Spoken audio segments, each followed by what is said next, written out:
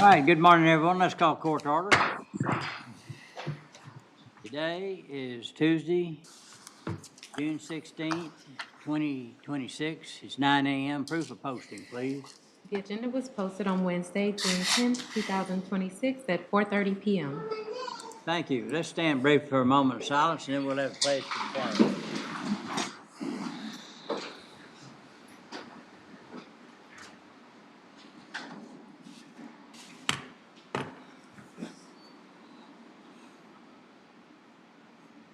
Please join the pledge.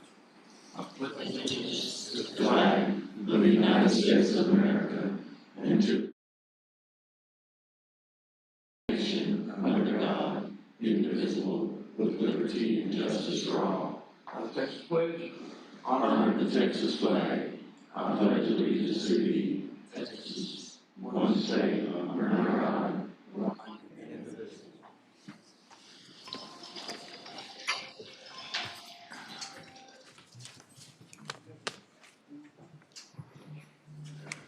Well, we've been very fortunate to receive abundant rain. Thanks to the road and bridge crews for working on some of the issues that popped up. At this time, if there's anyone that wants to speak to the court on business matters, please do so at this time. Please state your name and where you live, and if you know your precinct number, please do that.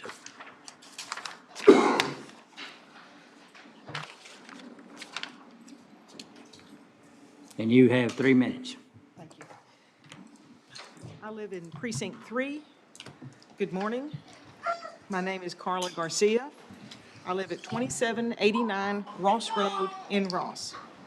I'm here to talk about the proposed data center on North Katy Road in Ross. I'm aware that the County Commissioners Court has limited powers to help us in our fight to stop Enterkey's proposed data center, but I also have come across something that might be of some use to this court. I'm talking about Texas Local Government Code 233.061. It allows counties with populations over 250,000 to adopt and enforce a fire code for unincorporated areas. McLennan County has over 260,000 people. Here's what the fire code adoption means for data centers. 1, there is a plan review before permits are issued. 2, under the NFPA, the National Fire Protection Association, 855 standard for the installation of stationary energy storage systems, hazard mitigation analysis is required. 3, UL Underwriters Laboratories 9540A test data is required. This is the test method for evaluating thermal runaway fire propagation in battery energy storage systems, or BESS. If there's no data, there's no project. 4, there's enforceable setbacks from homes and schools. Those are required. 5, there is an emergency operations plan with local fire departments. And 6, there's a certificate of compliance that is required before occupancy. Every requirement is a friction. Every requirement is a cost. Some projects just don't pencil out under code enforcement. This has already worked in Kendall County, which is adjacent to Bexar County, in 2024. They adopted IFC, International Fire Code, Chapter 12. This applies to the installation, operation, and maintenance of energy systems used for generating or storing energy. They hired a fire code consultant. They applied the NFPA 855 standards. The result? The BESS developer shifted priorities away from Kendall County. No ban, no moratorium, just code review by the proper authority. I have 3 things to ask of this Commissioner's Court. 1, adopt the International Fire Code under 233.061. 2, appoint a county fire marshal under 352.011 with real resources, not just a part-time title. And 3, fund the office through the abatement. The data center pays for the oversight that watches it. This is not anti-business. Fort Bend, Williamson, and Brazoria counties all have fire codes and thriving economies. Code-adopted counties don't repel investment, they repel bad investment. Please study this and help us not only defeat the data center, but also make our county safer going forward. Thank you for your time. Thank you. Perfect timing. All right, anyone else? Right, seeing none, I'd like to go to item D under proclamations and resolutions. One is on D1 is proclamation recognizing 2026 is commemoration of the Juneteenth holiday. Commissioner Wilson. Yeah, we are so excited about this. The dedication of the Parents Against Crime Coalition at Baylor is putting this on, and that's what we're going to, Juneteenth on the Rise. This is going to be Saturday, June the 20th, around 2 to 6. We invite the community out to be together with us and honor their heritage and celebrate unity, and that's what it's all about. Okay, thank you. And the proclamation's in your package. Is there a motion to approve the I proclamation? motion to approve. Second. Motion made and seconded. Any other discussion? No other discussion. All in favor say aye. Aye. Opposed? Pass. All right, next, go to the consent agenda. Recommended pulls at this point are E3A, HR matter for the DA's office, E3B, HR matter for the sheriff's office, E3C, incentive pay, E3D, HR matter for JP Precinct 2. Are there any other recommended pulls? If there's no other recommended pulls, is there a motion to approve the consent agenda with the exception of those pulls previously recommended? So moved. All right, motion second. Any other discussion? No other discussion. All in favor say aye. Aye. Opposed? Pass. Thank you. All right, we're gonna move the agenda around a little bit to accommodate some folks that are here to make presentations. And I'd like to ask Dustin Sufall to come forward, and under L4, it's the Heart of Texas Fair Expo Event Center authorization of capital improvement project. Morning, sir. Good morning, Judge. Good morning, Commissioners. Thank you all for having me in here this morning. And on behalf of the Extraco Event Center and the Heart of Texas Fair, I just want to, any chance we get, want to tell you thank you for all the support that you give out at the fairgrounds. The recent addition and fixing of the parking lot has been great. We've had a tremendous amount of compliments from our customers as they come. They talk about how much nicer the ground is, and they appreciate the renovations to the parking lot that were completed earlier in the year. So I just wanted to say thank you for that. Great. And I believe this should be in the packets as well as every year with the Extraco Event Center, we are very fortunate that the commissioners do grant an allotment for capital improvements. And so I'm here to present two potential capital improvements for your consideration today. The first capital improvement would be the addition of 4 BAF fans, which are very large commercial grade fans that go into our barn. And where we come with this request is and it comes from a customer service standpoint, and one of our patrons actually bring this up. We do currently have fans that service the covered arena as well as the stall barn, but there's a critical piece between the stall barn and the covered arena, which we call the breezeway, not to be confused with the breezeway between the Coliseum and the stall barn, but in that breezeway, which we're very fortunate to have a number of horse shows that utilize that area for stalling. However, that area gets to be very uncomfortable in terms of just heat and airflow and air movement. And so we have had multiple of our renters and our customers, bring that up about, airflow. And so as we look to that, we always want to make sure that, number one, we provide excellent customer service, excellent customer experience. And two, we're in a competitive environment these days where there's a facility 30 minutes down the road from us that we compete with. There's other facilities in Abilene that we compete with, facility in Bryan. So we want to make sure that we are attractive in hosting events and making, frankly, stealing events from other folks that come see Hey, us. I was at the Abilene facility a couple weeks ago for the steer roping, and ours is I will say ours is much better. And that's, I mean. Yes, we're very I know proud I'm of it. biased, but Yes, sir. as I go to these different, venues to watch my son rope, we're top notch. That's good. That's great. And so that's where that request comes from. And it's, like I said, it stems from our customer. And as we continue to grow the equine events and continue to host more equine events, having that airflow does service for a customer experience. And happy customers come back. And so the equine, especially on the equine side, those events are really good for the local economy. They're good for Waco. They're good for just about everybody. The other request that we're going to make is the addition of 72 small animal pens by WW Livestock. We are very fortunate in terms of the fair, where we have seen some growth in our livestock show to over 10,000 entries. We've also we're actually hosting an additional livestock show this week. We have some additional livestock shows that we are pursuing to bring to Waco. However, as we look at that, one of the areas that we are lacking is we have enough, but just barely enough to service a larger livestock related event. And the beauty of the small animal pens is not only are they great livestock pens or small sheep and goat pens, sheep, goat, and hog pens for a livestock event and or at the fair.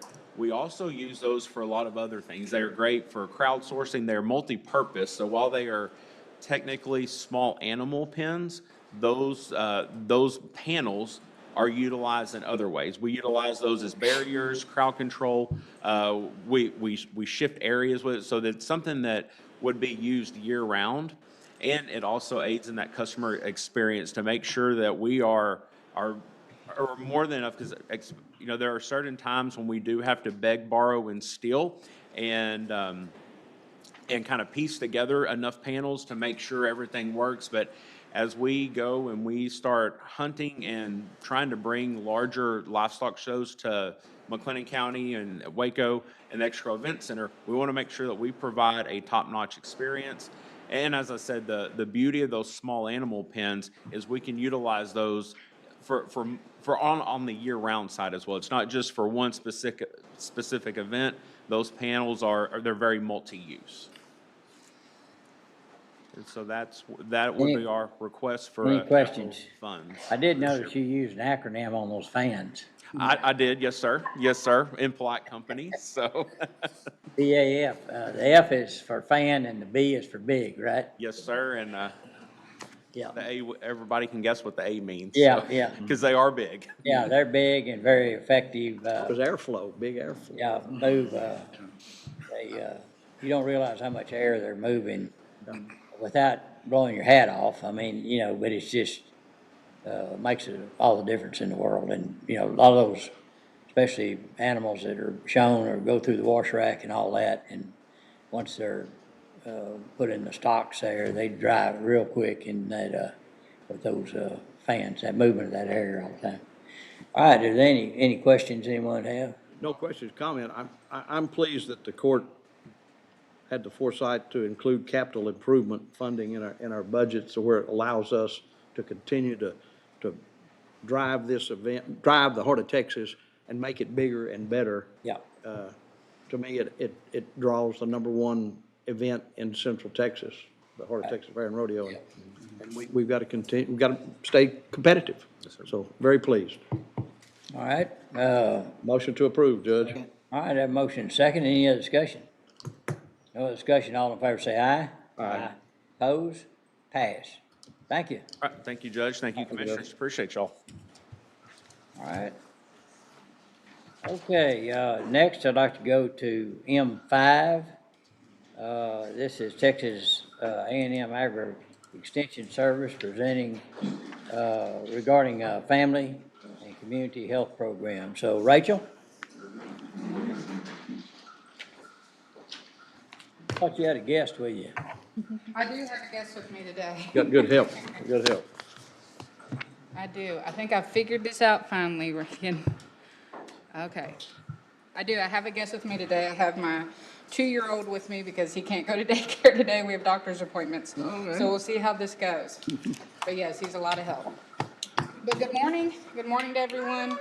Thank you. Thank you for having me again this year. This is our annual interpretation event for the FCH programs that we offer here in McLennan County. First of all, just the kind of the lead in on the slideshow where it says Healthy Living in McLennan County. That's our Facebook name. If you ever wanted to just kind of peep in and look and see what all's going on in McLennan County through FCH, feel free to go onto our Facebook page and look at that. We post everything that we do. We have a ton of new programming that's coming out, a ton of new curriculum that's coming out through AgriLife that we're offering in conjunction or in partnership with all of our community partners. So there's a lot of great stuff going on. So this is a slide just showing you a little bit of the pictures of what all we do through youth programming.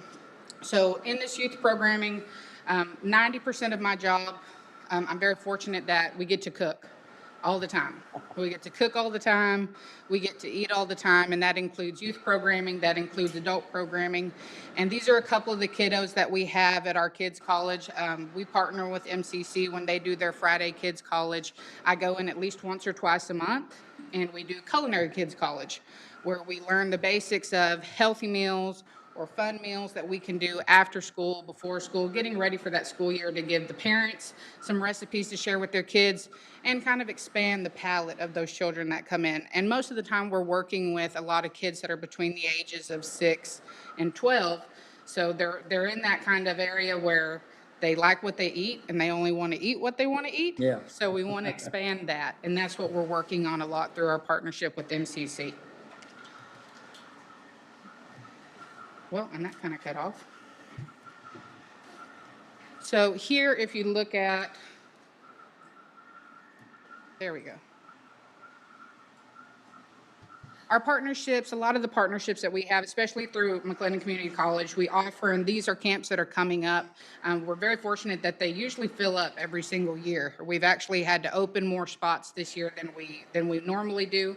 So we offer a lot of cooking camps, our chef camps, our wildlife camps, and these are approximate numbers of youth that we get, especially for our wildlife camp, in that it's not full yet, but for our culinary camps, they are all completely full.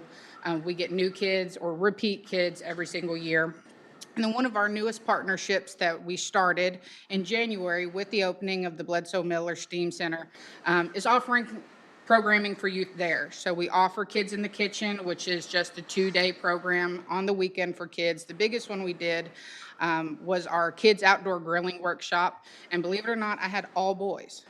I had 8 boys for 2 days learning how to grill, learning how to marinate, preparing vegetables, doing 2-stage grilling, making sure that we know the cold zones on a grill, we know the warm zones on a grill, how to light a grill without having to use, lighter fluid, without having to create some pyromaniacs here or there.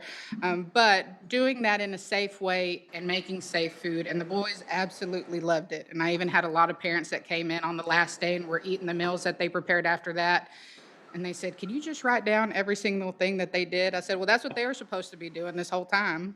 But we ended up giving out a lot of really cool recipes. And then the newest one that we had this year that we were able to partner with MCC and with the Waco Chamber of Commerce for their LEAD program. And this is preparing high school juniors and seniors for the real world. So what I got to do was bring them into a kitchen and learn basic things. They prepared a full meal for themselves and for their chaperones and for their teachers. But believe it or not, yes, there are high school seniors that tell me that boiling water is the extent of their cooking. So they actually had to tenderize chicken and, bread things and learn cooking temperatures, safety. Why do we cook chicken to 165 degrees? Different things like that. So it was very, very extensive cooking for them. They got to eat after that. And finally they said, "Well, I think I can end up doing this in my dorm." I said, "That's a whole nother level. We'll work on dorm cooking later." And then again, this year we have, this would be our third annual visit or partnership with Texas Farm Bureau here in Waco at their state headquarters. Through their Thrive event, we do the It's Your Money program, which is a financial literacy program for their youth. They capped their registration for that event at about 150. I think last year we had 142 kids that we were able to get through that program. We are going to be doing that program again this year, and they are actually already full with registration.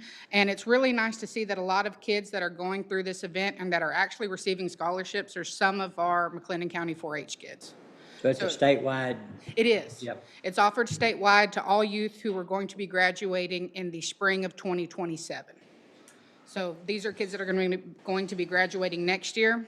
And we come in with community partners. I know Bird Colgan Ford partners with us, Farm Bureau it's themselves. We have a couple realtors, like Westland Realty that come out and they like to work with the kids. And there's about 12 stations that they get to work at.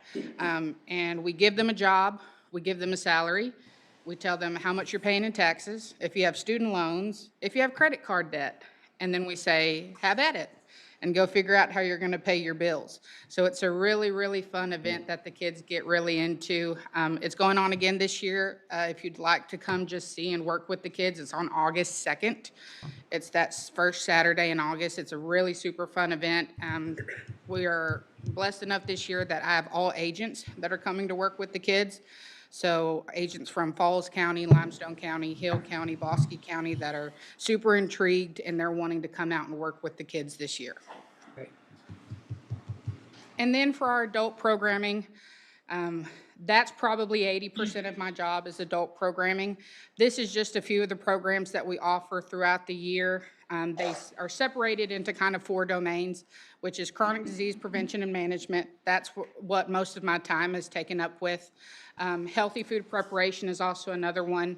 And then healthy aging and retail food safety. So more or less, these are the 4 areas that we look at in programming.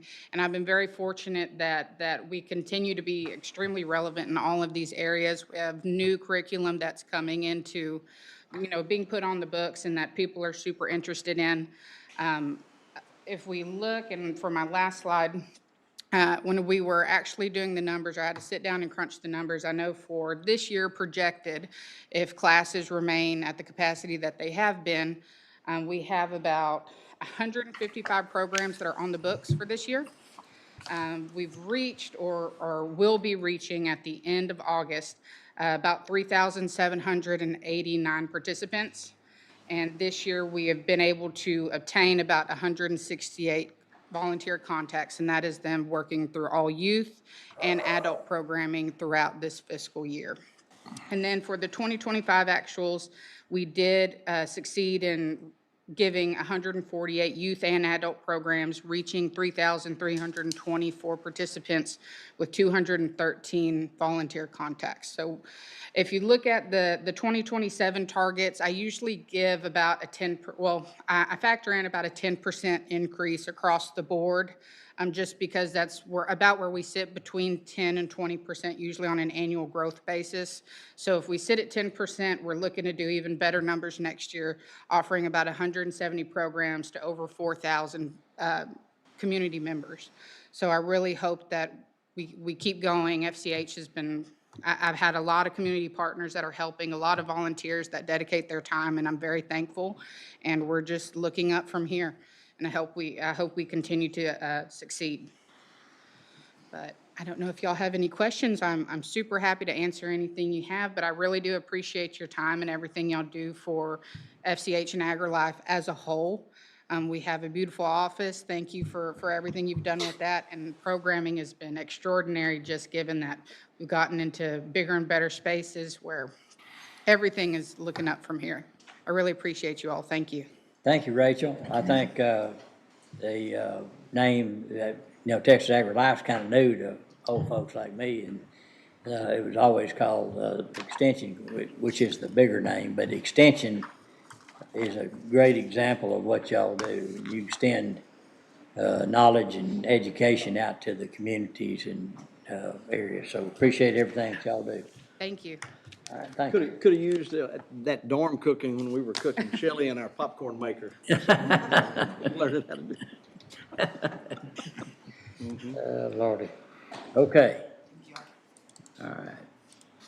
Now, let's see. Do we need a motion to accept that report for recording purposes, Dustin? Yes, sir, that'd be good. All right, I'll make a motion, we accept that report for recording purposes. Second. Have a motion second, any other discussion? No other discussion, all in favor say aye. Aye. Opposed? Pass. All right, I'd like to ask Ryan Durker to come up. We're going to talk about the presentation discussion regarding the Heart of Texas Regional Radio System and Capital Improvements Program. And y'all might briefly mention that there's probably no need to put a burn ban on right now. I wouldn't imagine so, no, sir. Okay, good. That's Where, gonna be- what number is that, Judge? That is M6. M6. 6? Okay, there it is. All right, very good. Judge Felton, Commissioners, good morning. As he mentioned, we are here to present a capital improvement project to our City of Waco, McLennan County, Heart of Texas Regional Radio System. We are really excited to bring this for you. This is a major leap forward in our radio system. Our radio system has grown from when it was first put in 2011 from about a couple of hundred users to now every single person with a badge in this county uses it. Not to mention dozens of other allied organizations, from school districts to federal police officers and everything in between. The system has really grown into something that's been a regional leader, and we're really proud of it. To that end, we have reached the time where, like all other pieces of technology, upgrades are necessary. A lot of our equipment is coming end of life. This was always going to happen, and it just so happens that the day has come. And what we are here to present to you is our plan for a multiple-year capital improvement project. So where this affects the county, as you all are most likely aware, the county and the city of Waco have a shared agreement for this system wherein the city provides funding for the core, or the brains of the system, all of the dispatch consoles, 3 or 2 radio towers that are on the city system, while the county in turn has its 4 towers and its various equipment that are at each of the road and bridge precinct bars throughout the county. In this document, what will affect the county the most, we anticipate the county's combined investment of about $4,033,000 and change. This will begin on the county's end, I believe, in 2031. Is that correct? 2031, yes. 2031. So we are here to present this now. We realize it's a lot of money, and we want to be responsible to the taxpayers. But I think, given the adequate amount of time, this is an investment well worth making. The specifics of the tech are in the plan before you. But what I can say is that this represents a quantum leap in technology for our system. Emergency communications are a hot topic all over the state. We learned that the hard way after the Hill Country floods last year. Multiple communication failures occurred in that area, and it really hampered the response to that event. I'm pleased to say that our system is robust, and should that event have happened here, we would have responded better. Of course, we don't have some of the topography problems that they have, but not to say that we don't have any. Another good example of that is, as you all are aware, it rained a little bit this week. We had lots of public safety people involved, and the system has held just fine. As a matter of fact, in the history of the system, there is a condition called queuing, where there are so many people using the system at one time that the system can't handle it, so it makes people wait in line. It has never occurred. And this expansion will double our system capacity, putting us in a position to have a regional leading radio system for the next 20 years. I'd be happy to answer any questions if anyone has them. Yes, go over again what the city of Waco does and I know you said we were responsible for 4 towers, but surely 4.3 million is more than 4 towers. It's not only the towers, but also the equipment that are in the towers. So your radio sites, which is the It's the guts of the tower. So the tower has the, you know, the tower. It's a tower. And the things in it, but inside the shelter there, it's all the computers that make it work. Okay, so that's what that 4.3 would go toward there. Yes, Okay, sir. okay, that makes sense. It's the guts and brains of the system. Right, okay. Then what about, how do the cities that dispatch themselves, how do they play into this plan with the city of Waco and McLennan County? Because I know there are some cities that handle their own dispatch. They are. So the dispatches are a bit of a separate issue. Those people who are on our system, they pay a particular fee for that system based on what they use as far as their radios. Dispatch doesn't necessarily play too much into that agreement. There's considered radios. Do they use our towers? Do they They do. those cities that, and they pay for that privilege then? Yes, sir. Okay, okay. Thank you. Any other questions? All right. What's the pleasure of the court? What are we, We're just accepting the report, or? what are we deciding today? I guess we're accepting the report. Is that right, Dustin? But it's a. That's right. So this had, Tim and Ryan had presented this at a recent radio system oversight committee meeting, and we just thought it was prudent to get it before y'all, even though it's 4 to 5 years out, just to make you aware. And we mentioned it to Frances and her team, just that way everybody has awareness. So I think just to accept it for recording purposes is good. So what was it that, how much did we spend on all the towers? And I don't have any of these numbers in front of me. I don't have anything Dustin?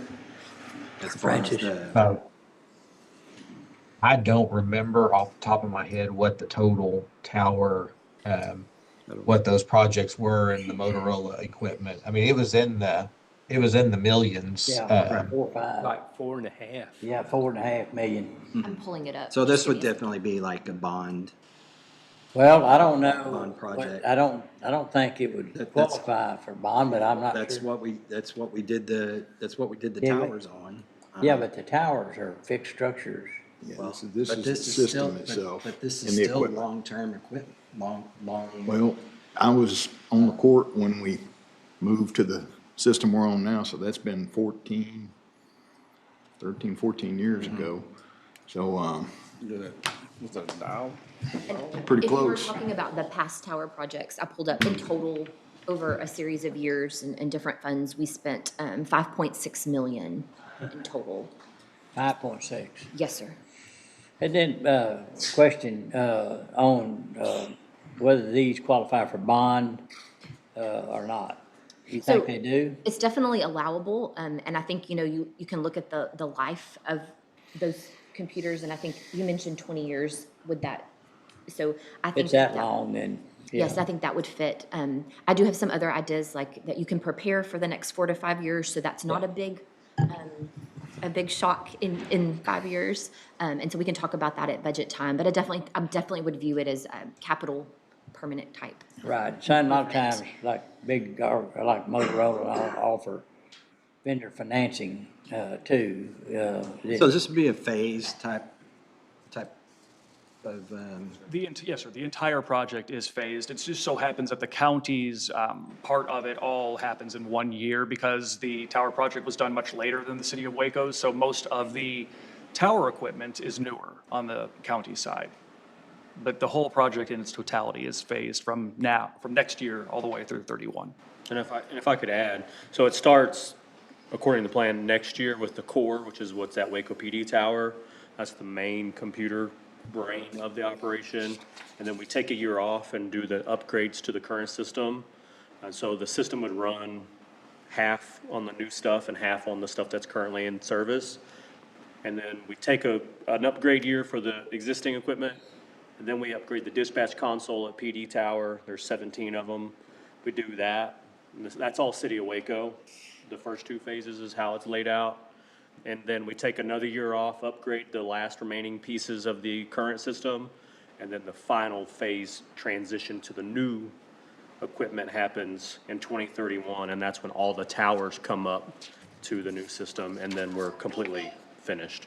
That way we're not trying to do $14 million worth of work at once. Yeah. We're able to spread it out over 5-6 years, make it a little easier. But as you're making these transitions with everything else, those towers will still function as they should. Correct. 100%. Okay. Is this an upgrade? Will there be new radios required as well as you get to the? Most likely, yes. The radios that we currently have will still continue to work, but in order to use a lot of the new features that this large investment brings, it will require a new class of radio. So if I could just add to that, I think required is not necessary. The current radios would work and will work. It's just as the new system brings on new technology, I think users will want to take advantage of that. And so I think we'll see a natural shift of people replacing radios through their life cycle and going to the newer stuff, because now there's new features that they can, these new radios have the ability to track officers out on a manhunt because it knows where the radio's at, and now we have visibility through the radio system. So things like that are operational improvements. I think we'll just see a natural shift towards agencies wanting to invest in that technology. Right. I mean, agencies are constantly purchasing new radios, so they'll just purchase the new radio. Correct. And to that point, we've already started giving guidance to agencies when they come to us asking for, hey, we're about to buy 5 new radios. And what we tell them is, when you buy a radio today for $6,000, it's expected to last 15 years. So this is a 2038 decision, right? 2039 decision. And so we're going ahead and giving them guidance for, if you're going to buy a new radio, go ahead and spend a little extra today to get the certain features that you need, anticipating at some point we're going to have a new system. Either we do this project or we don't, and at some point technology is going to fail and it'll put us in a bad spot. And so we're starting to make decisions today with that in mind, so we can try to ease and phase our way into this whole transition instead of trying to do it all at once. Happy finger and it happens. Yeah. Understanding, budgets are tight and all the different components that go into government finance. But it's good to know way in advance, so as Francis says, county can plan on how to approach that. To place context on two of the features, now there are numerous new features of these radios, but 2 of them that really stuck out to me in the new class of radios with the new system capabilities is one of the difficult things on our end is programming and reprogramming whenever we find out that a radio isn't working as it should, or we have made a mistake in the programming. We need to change the names of talk groups. That requires us to physically touch all of those radios to do it. The new system will allow us to do that remotely.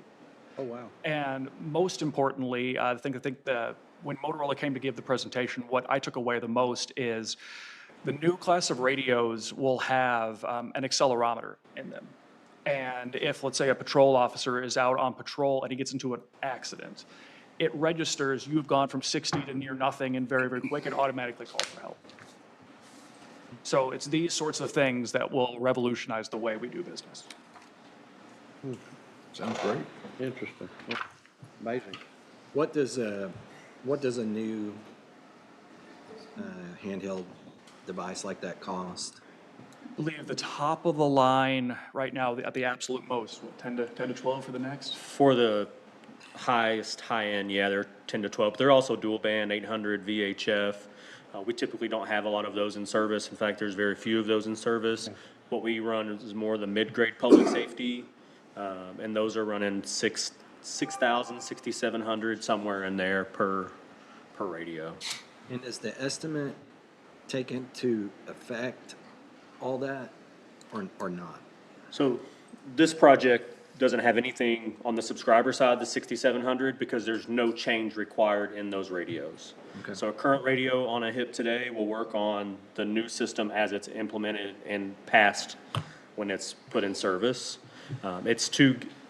You would only need a new radio if you wanted to, experience the new features and do that kind of stuff. So that's why we're working with agencies today to start putting the new stuff in there. And along the, what Ron was talking about earlier and the technology, our current system runs on FDMA, which allows basically one-to-one conversation. The 800 megahertz spectrum is very crowded and it's very expensive to buy new frequencies. And so as you add users, it becomes more crowded. We don't have a space problem now, but we expect this system to be in decades. And so as McLennan County grows, we naturally need more space. And so with this system, it allows us to transition to something called TDMA, or time division.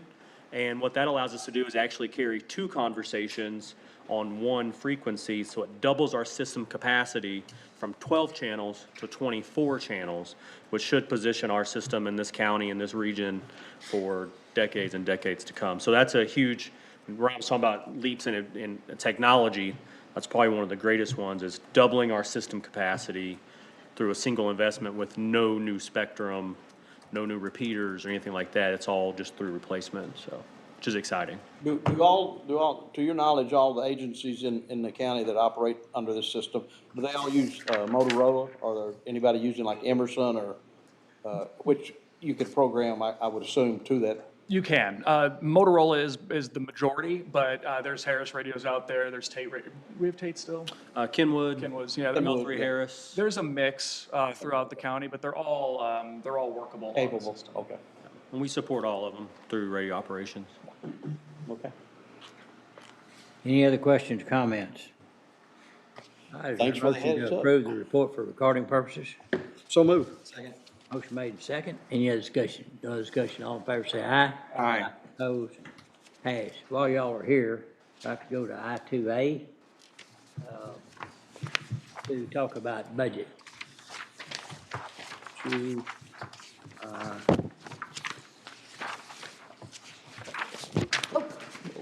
Throwing things. Just those. I2A.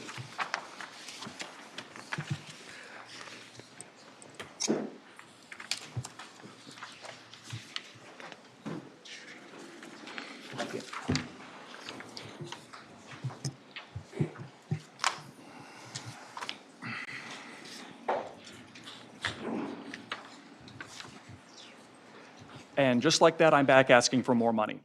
okay. This is, Commissioners, what is before you is the emergency management budget changes for the next upcoming year. Our team has gone through a very deliberative process to go through and really estimate what we need to be successful. We really took our time this year. I mean, we do obviously all the time, but we really dug into it this year to make sure that we are maximizing what we can provide while being responsible to the taxpayer. We have asked for what we feel we need and no more. You will notice that there are several things that were added to our budget this year. I don't feel that many of them are large. A couple of them are, and I'll be happy to discuss that in general. But I do want to explain to the court why we felt that an increase to our budget is needed. One of the things that I think I am most proud of about our office, and I think Tim feels the same way, while technically our responsibilities are to the unincorporated parts of McLennan County and the city of Waco, in practice, majority of emergency management in this county flows through us. And I'm very proud of that. I think it speaks to not only the work we do, but the relationships that we've built with the other folks in this county. And in that spirit, I can walk through some of the larger requests we've made and kind of explain to you what they are. The first line increase that is of note, it's about $7,500 in special services. The larger part of that is adding in what's called a Tempest weather system. So it's a software-based series of sensors. And what that allows us to do is have a much larger coverage around the county that tracks different weather stats, that expands what we're able to see. We'll be able to see conditions moving through the county in a way that we currently don't have because they just don't have the data out there. There's also a $10,000 increase for security services for our warming and cooling centers. That's largely a city issue. However, I will say that we also now support sheltering in many different county jurisdictions. This last winter storm, I believe we delivered supplies and cots to three other jurisdictions in the county, and we are prepared to do that. We will go anywhere in this county and deliver anything to anybody in their time of need. We're committed to doing that. The other increases are mostly technical. The largest increase, I believe, is the, let me find where it is. Excuse me. You have 35,000 in Travel training. equipment. Yeah. Equipment. Equipment was Radio. 35. Other yeah. equipment, there it is. Okay, so, 33,000 in education. yes, so 644,815 is other equipment maintenance. This is another 35,000 that matches to our system maintenance. That's through our SUA that we do every single year. That usually goes up by that. And as we mentioned in our capital improvement project presentation, this is just the things that we have to do to keep moving the ball down the field, so to speak, within the system to make sure that it works optimally. 655-800, we are asking to add $33,000 to that, not necessarily for our training, but one of the things that we have noticed that the county and city both are lacking are exercises. And we would like to, at least at first, engage with a contractor for departmental level exercises within the city and the county on a rotating annual basis. 1 year we'll do the county, the next the city, the next the county again, and so on and so forth. The reason we picked that number is we found that our current budget to acquire a contractor is insufficient based on what the market dictates. And we want to make sure that we are providing maximum benefit to the county with these exercises. And there's a lot of groups out there that do this professionally that have the bandwidth just to look at that. And we're happy to be involved in it. And in the future, I think once the training system is put in place, some of that money can be then clawed back, and our office will be able to maintain that from there. But at least while we get the system on wheels, that's what we have asked for. How do you determine which exercise program, like natural disaster versus fire versus plane crash versus, how do y'all determine which one you're going to? I think you rotate. So You just rotate around? You pick something when the program gets going. You pick not necessarily low-hanging fruit, but something that is approachable that everybody can understand, like, let's say, a tornado. Everyone has an idea of what that looks like. And they've seen them before. And then we can very easily in a real-world type environment talk through the various departments of what that looks like for them if there was a major county impact and what that looks like. And it really, we can do that in consultation with the court, with the judge's office, but we envision each time just doing something different. Yeah. So what's the percentage you're going to go up this year over your total budget? You have that? So our total budget, so because our total budget also involves radio operations for the city of Waco, our total budget actually is decreasing. We made some choices in the radio shop that makes our overall budget decrease. From the county's part of it, the city bills back the county for half. So our overall budget is actually decreasing. Now, the county doesn't pay into the radio system, or they do, but not the city of Waco's radio shop. I don't have the exact number in front of me, but it's in the singles of percentages. You're going in the green on the IT services. John, they're in the green, they're giving money back. So that's actually, I will defend John there. That's not a John problem. So I know. one of the things, I just like to razz John. one of the things that is unfortunate for the county is our budget does include departments that must contribute to the city of Waco's IT department. That happens every year, but they've made some better decisions, and so thankfully that number is going down So significantly. on the county side, you're giving us back 135, so what are you going over the county then? Do you have that number? Not in front of me, but I can give But that you to said single digit. It's not a large increase Okay. as an overall. Well, if you add up all this and you reduce it by the 135, we're actually down a little bit, but it's hard to tell how y'all do your budget, so, And I was gonna say, and two personnel will be added into, which I know the city will be making decisions on that through their budget process. And when we revisit this later in July, we can do kind of a side-by-side and have those percentages and comparisons for y'all. it'd be nice to see this in Yeah. some sort of spreadsheet Yeah. that's. I like how you got it broke down, but just, the bottom number is what Yes, sir. will, right? Thank you. And Francis, correct me if I'm wrong, but this is just a kind of report, like outside entities report, and then final decisions on what we approve will be Yes. during the final budget. Yes, so, any questions you have for him, Yeah. getting this information will be important moving into July, and then that way the discussion can focus on, your decision and your consensus. And if in the court, thinks of other questions, send them to Ryan or Tim as soon as possible. That way they'd be prepared to. Yeah, Ryan, in the big picture, especially of the fire association, all this really ties together in the big picture, especially your radio systems and things like that, right? Does. They are separate budget lines. Our budget does not contribute to the Fire Association beyond our membership in it, but they are directly related, yes, sir. It's just a big circle that we're working on now. Thank you. Yes, sir. Our emergency warning system, is it up and going all right? It is. So that is coming in two phases, I think. And I'm glad you brought that up because it's another thing that we're very, very excited about. On the emergency notification system, we continue to work with the Council of Governments to get us back to the system that we've been using for a long time. I'm confident that that will happen. I'm targeting that to happen by the end of the summer. But I think if that does not occur, the end of the year is reasonable. The Emergency Preparedness Advisory Committee that I chair and that we sit on has voted to move back to that system. So that has been asked of the COG. That's a plus. And is that with the sirens too in that? On the siren system is almost entirely funded out of the city's budget because they control radio operations. One of the things that we are also very excited about, it's not a done deal yet, it's far from finished, but it is the intention of our office to bring on the city of Robinson, to bring on possibly West. City of Robinson has 6 sirens going in the ground. And then the city of Crawford has 1 siren that they're installing.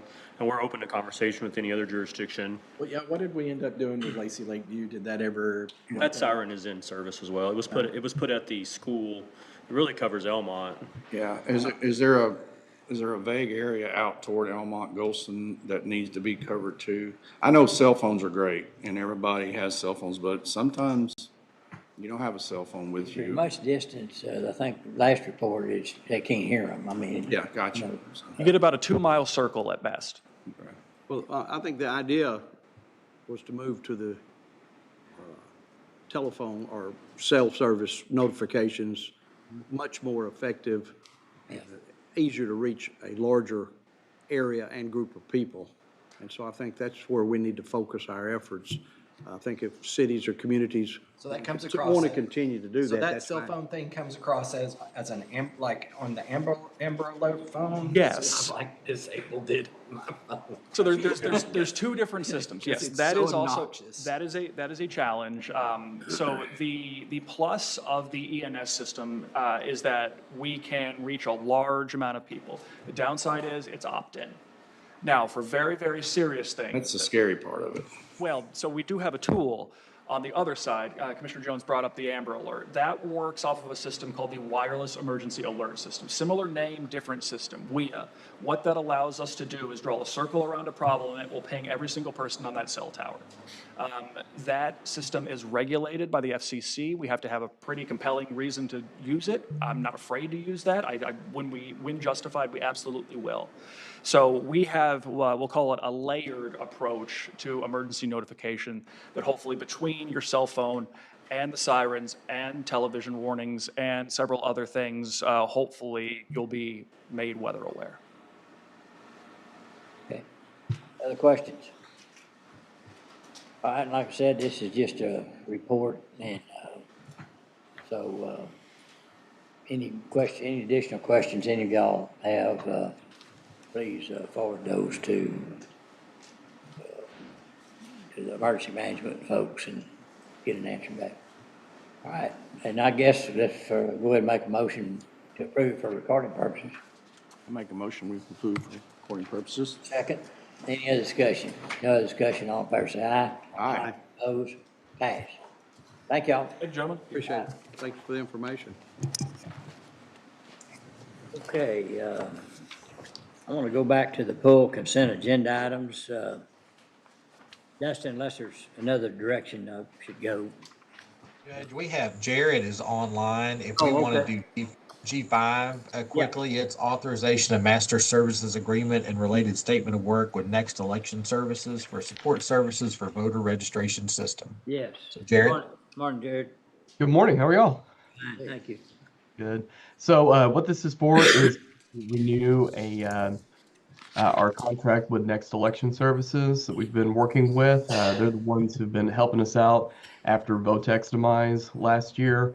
This will be renewing from July through October. We're going to revisit it again in October, look at possibly doing this for a year next year. So we have money budgeted, so it's no new money. We just need to approve the agreements that they've given to us so we can continue this working relationship that we have. Okay, questions? Motion to approve. Second. Motion made, second, any other discussion? No other discussion, all in favor say aye. Aye. Opposed? Pass. Thank you very much. Thank you. All right, Judge, I think we can go back to those pools if you'd like to. Yeah, let's go to E3A, HR matter for the DA's office. Anna, good morning.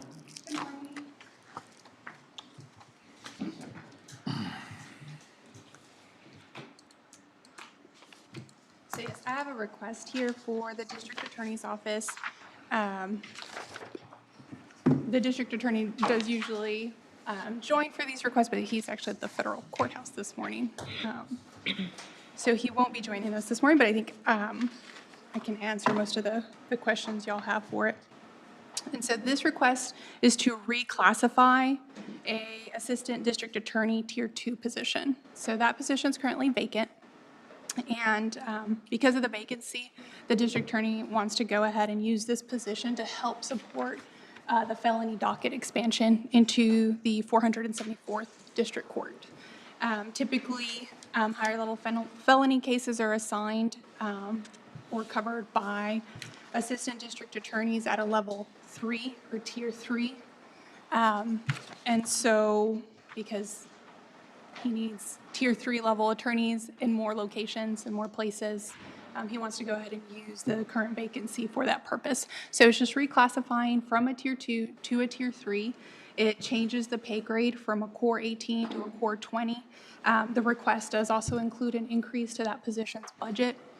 For the remaining year, it would at most be a budget of $5,540 additional. And then to maintain that or continue that into the next fiscal year, the request is to increase it to that typical tier 3 salary, which is $122,684, which for a year's salary is a increase of $18,995.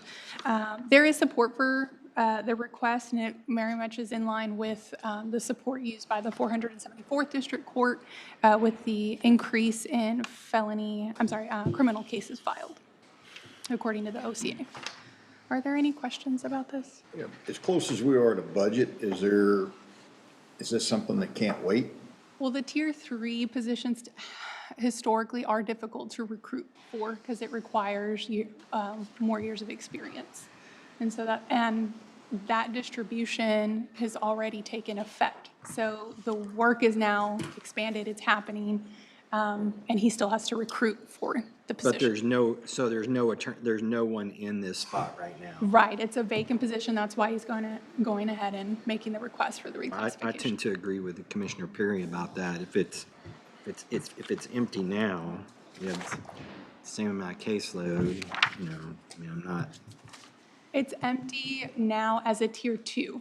So the request is to make it a tier 3 to help manage the. Are you moving up a person we have now to this spot? Or are they going to hire? They are likely going to post the position, so they have to recruit for it. And again, gaining someone with that level of experience historically does take a long time. So, but they have this other money in their budget already that they haven't spent this year? Yes, but we can't post it as a tier 3 without the court approval. So we could post the tier 2 now. If it but we wouldn't could- change, we do it. Yeah. So that'd be about a $19,000 change. Right, 18,995. 18? 18,995 is the difference for a full year. For this current fiscal year, it'd be an increase of about 5,540, but that's a hopeful number if they're able to. If they're hired at the next pay period. Exactly. But I that guess is the not like, offsetting thing to consider is speed of disposition of all these cases, that some may be, we may be housing in jail or other things. That's, and with the growth, the disposition rate, if it's not fast enough, it's gonna cost us in the long run, but I don't know. typically I would advise the requesting department, these requests usually have more success at budget, or it's a part of the budget process. However, I do know Tier 3 level attorneys, and the experience that position requires is difficult to recruit and does take a longer time. Other thoughts? It wouldn't make much sense if we need a level 3 to try to hire a level 2 now and then figure out what to do later on. So Yeah. I don't necessarily have a problem with it. I know we've worked hard to try to give the courts what they need to move the cases forward. Going forward, I'd like to see, we talk about the number of cases filed. Yeah. And that's gone up significantly.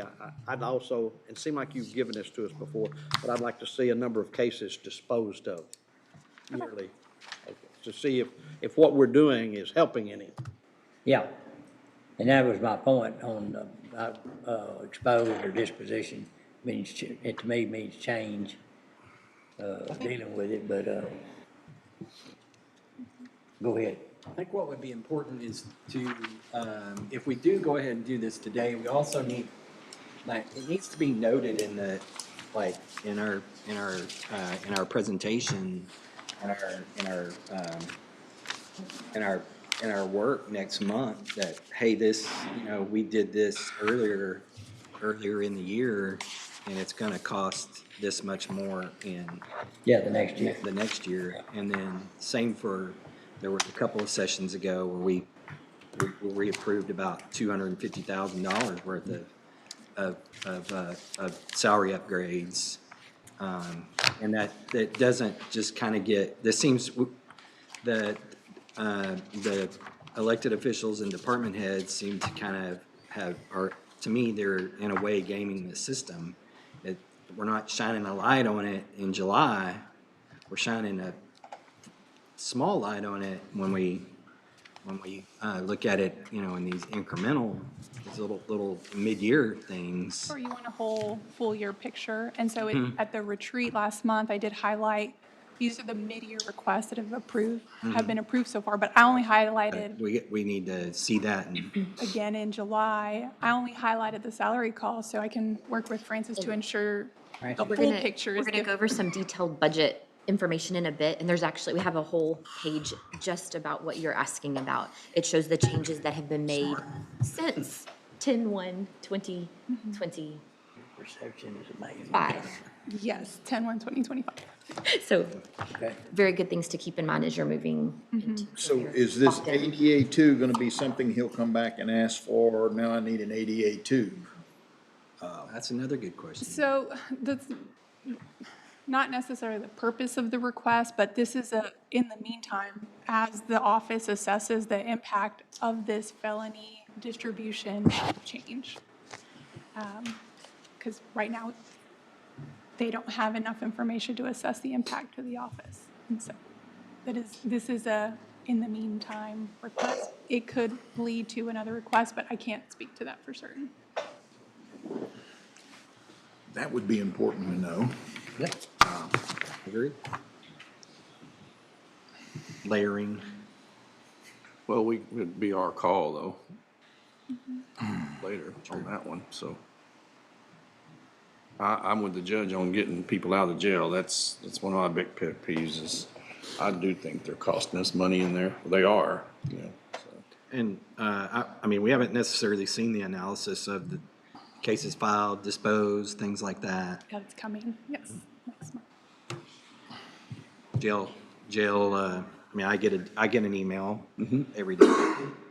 every day Yep. about the jail population. Helps remind you we have one. We might start locking the doors on the jail then. Are we I'm sensing that the court wants to see a bigger picture of this and not necessarily maybe just drilling down to 88.3. I think we're wanting to see cases that are being brought in, cases are being disposed of. Will this require another request for head count? Just maybe a little bit bigger picture than just the, And just to clarify, this request is not tied or being prompted to any kind of change in cases. It is really just for the physical coverage of 3 courts now handling a felony docket. It is just the physical coverage. He can't have 3 people. He can't have 1 person in 3 places. Yeah. And we have a new district judge that is handling more criminals. Under the administrative district judge's leadership, the judges got together and reallocated to move the criminals cases along faster. So the DA is trying to feed the monster, and they have to keep enough people to drive that in there. I get that, but I don't have a problem looking at the longer range, bigger picture either. So I guess I'm kind of neutral on that one. I don't have a problem approving this, but I'd like to see a big picture. I can provide that. Yeah. And I think the judges know that we want to see they want to know how they're doing, out there dealing with this situation, and it'd be good to hear from them. So. If this is driving more efficiency. Yeah. We want to see the result. What's the output? Yeah. Already, if you remember, we're operating at 103%. I think it is what he presented to us last time. So they're operating at a high level of efficiency right now. That's true. Thanks for bringing that up. Well, what's the pleasure of the court? Motion to approve. Is there a second? Second. Motion made and second. Any other discussion? Call for a vote. Commissioner Smith, Aye. Commissioner Wilson, Aye. Judge Felton, Aye. Commissioner Jones, Aye. Commissioner Perry. Aye. Passed. Thank you. All right, the next one is an HR matter for the sheriff's office. I have a E3B. E3B. I have a request from the jail to fill a vacancy prior to the exhaustion of PTO time that is on the books for the exiting employee. Its position, jailer sergeant position number 725. It will be vacant effective June 20th, so that is upcoming. But the position is not set to exhaust the PTO time on the books until about July 31st, so over a month of time. And the jail requests the ability to fill the position effective June 21st. The estimated cost to buy out the remaining accrued PTO time is about $10,000. That's if there's no change in PTO between now and the time the employee exits. That is just an approximation. And again, that can change. And so I had included a correction note for a previous item that you can disregard that. That's actually was correct. And so no correction needed on that payout amount for the previous agenda item related to a vacancy fill. And so the request before you here is just for the jailer sergeant position number 725 to be able to fill it effective June 21st. You're correcting the correction that doesn't need corrected? Yes. Okay. That is right. The only time you were ever wrong, you thought you were wrong, but you really weren't. Yes. All right, thoughts on that? I continue to struggle with this. Like I've asked before, person goes on vacation, person put on FEMLA, they miss all the time. We're not going to replace these positions. I would say this, and I've been known to eat my words before, but after today, I'm going to have a very difficult time voting yes for anything coming forward as far as temporary or paying out PTOs and filling positions. We leave them vacant for people that are on FEMLA. We leave them vacant for people on vacation. I'm just going to, it's just taking money off the budget is what it's doing. So And that's a good point you just made. After today, you're probably gonna get a no vote from me. Okay, so is this driven by a policy? So if it is driven by a policy, I think we've got some room to make decisions. It's not driven by a specific policy that we So pay these. It is in the policy guide that in order for the position to be filled before this time is off the books, Commissioners Court approval is required. So that is Okay. a policy. Okay, so then what I would recommend, and we handle this however y'all want to handle it, but that we go back, this court looks at that policy, and if all the thoughts about that policy, anywhere from we're not doing it to a modification that, so many days of PTO is okay, but anything after that only gets 50% or nothing or something like that. I would support that, looking at the Yeah. policy again. So, Can I add something Francis, to that? yeah. In addition to the policy, so the way we've budgeted and budgeted for a long time, you have one position and there's a salary amount Yeah, that's and- included as part of the budget. So per state law, those salary listings are an adopted part of the budget. And so historically, we've always charged these PTO payouts or other accrual payouts to those salary lines. And Right. so when you have them overlap, of course, that salary, that position has gone over budget. And so it's also a budget issue, but if that's something you wanted to change, we would just budget for that differently. We could say, hey, PTO payout is budgeted in Right. this separate line, it's called PTO That's a payout, thought. and then that would transition there, and then no position would ever be over budget. Yeah, so I think that's there's enough, there. thought here to spend some dedicated time on that. But it is costing. And not budget today, fees. but, so Dustin and Reagan, we need to put some verbiage on the next agenda to talk about that specific policy. And possibly in these instances here, explain what maintain operational continuity Yeah, really means. Well, and that's where I agree with y'all, and that's where, and I'm sure David's on that he could talk about that, but any of those requests like that really need to convince, after they convince themselves they need to do this, convince the court why they think that's a good idea, or why it's gonna hurt them if they don't do it. And so, And that could be any department or office. any department, Any yeah, department or yeah, office. yeah, not picking on any department, so. Is that particular reason worth $10,200? Yeah, that's it, it's a valuation question. Are we gonna be out of, jail standard compliance or, Right, yeah, that's a good point. So that's, there's significant blowback for not doing it that could happen from exclamation on jail standards or in other departments. So, audit or anything else, if it violates what they have to go by, then we do that, so. And I only have one other comment, and it's in regard to this last statement here on the change that we didn't change, Yeah, It's, these requests are not intended to seek approval of the exact payout amounts, only the ability to fill the vacancy. I was always under the impression that we were approving that payout amount, and as far as I'm concerned, I want to be able to approve that amount. I don't think it ought to be an estimate. I think we need an amount that we can approve in the budget.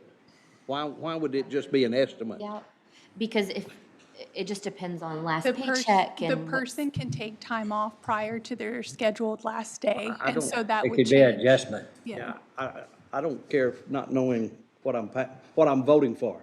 Yeah, we're essentially, Max. we're approving the max. Yes. It can only go down, only go down. correct? Well, I mean, if that's the case, then that's how it needs to be yeah, worded it then. can only go down. Yeah. that- After their this would be the- payroll records are audited, it just depends on how many hours they've accrued and what they align with, how they align with the personnel policy and how they're. As what long needs to long be as I'm, paid out, what as the long rate as of I pay know is. I'm approving a max, I can live with that.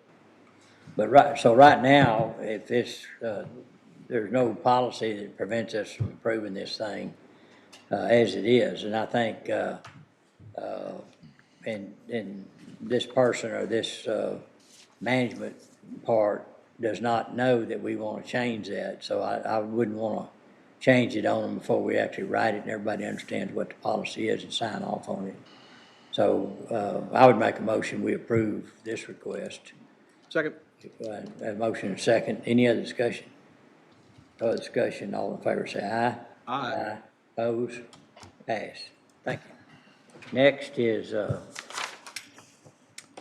E3C, incentive pay. Yes, I have here, I'm presenting the incentive pay lists for both general office and the pay list specific to department heads. I'm presenting those for Commissioners Court approval. Incentive pay is included in this fiscal year's budget, and so the court, I'm requesting just approval for the actual pay list that has the payout amounts per individual position or employee. And I have information there on the average amount of incentive payout that's being requested per employee, depending on what score they got. And so you can see there that the average payout does coincide with the rating the employees are receiving, which is the intent of the program there. And so the majority of employees under the program are receiving ratings of 3 or 4 out of 5, which is our rating scale there, which is what we want to see. And in total, this is the lowest we've approved in 4 years, I guess. No, the highest, actually. Highest. Wait, 381, Yeah, the incentive pay program will always trend upward because because of any general adjustment or cost of living adjustment oh, to okay. salaries I'm looking at the wrong line, yeah, would increase. yeah, got you. So did we just put a placeholder in, or did we actually have an amount in our budget? We budgeted an amount. Okay, does this fall within that budgeted amount? So the amount we budgeted was $481,300, just based on trends and what was expected. And so this falls about 35,000 more than what we have in the budget. The budget amendment, we can move from unspent personnel, other, excess budget and other personnel lines if you proceed, so. Can you explain to me the max payout and the allowable payout in a good manner so I can understand that? Sure. So there's 2 parameters that a department's pay list needs to fall under. And so depending on the employee's score, they qualify for a maximum individual payout. So if they score a 3, their maximum payout might only be 1.5%. Okay. So that's one of the maximums that a department head would need to be aware of. And then they have an overall department maximum of 2% that they can't go over. So first they have to determine those individual payouts, and then at the end, they need to ensure that all of those payouts are within their 2% budget. Okay, so why can't we use, if you've got a person that's a 3, why can't you use the max on your other employees? Because mine's not turning out that way.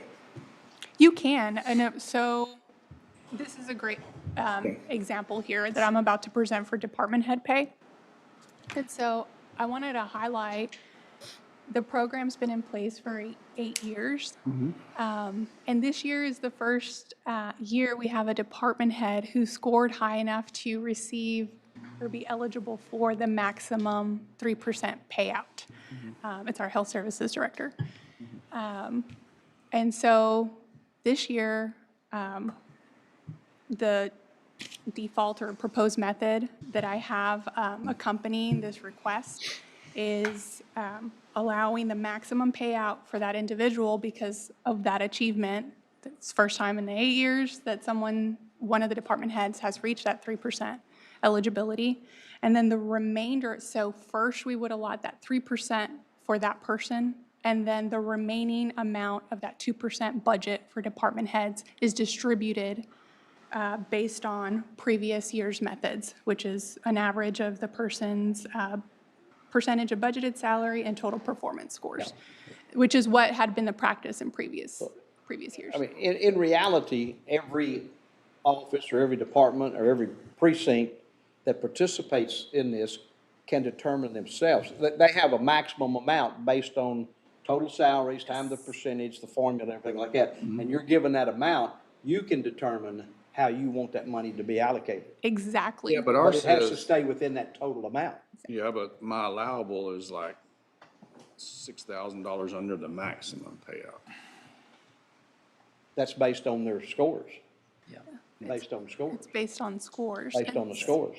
And so you have the ability to reward those highest scoring individuals so that they can get their highest percentage eligible payout. And then the remaining amount distributed amongst your employees however you may see fit. Yeah. Yes. Here's a question I have, Anna. Why wasn't the formula, we knew what was budgeted.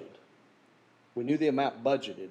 So why wasn't everything adjusted to match the amount budgeted instead of going over $35,000? So I think, and I don't want to speak over Anna, but I would say that No, budgeted we knew- amount was we knew just This is based the on- total. This is the total Yes. that was approved, the total. So why wasn't everything adjusted to match the total? You're gonna have instead of coming vacancies. back and saying we need more money? So What's the we- use of having a total in the budget if you don't stay with that amount?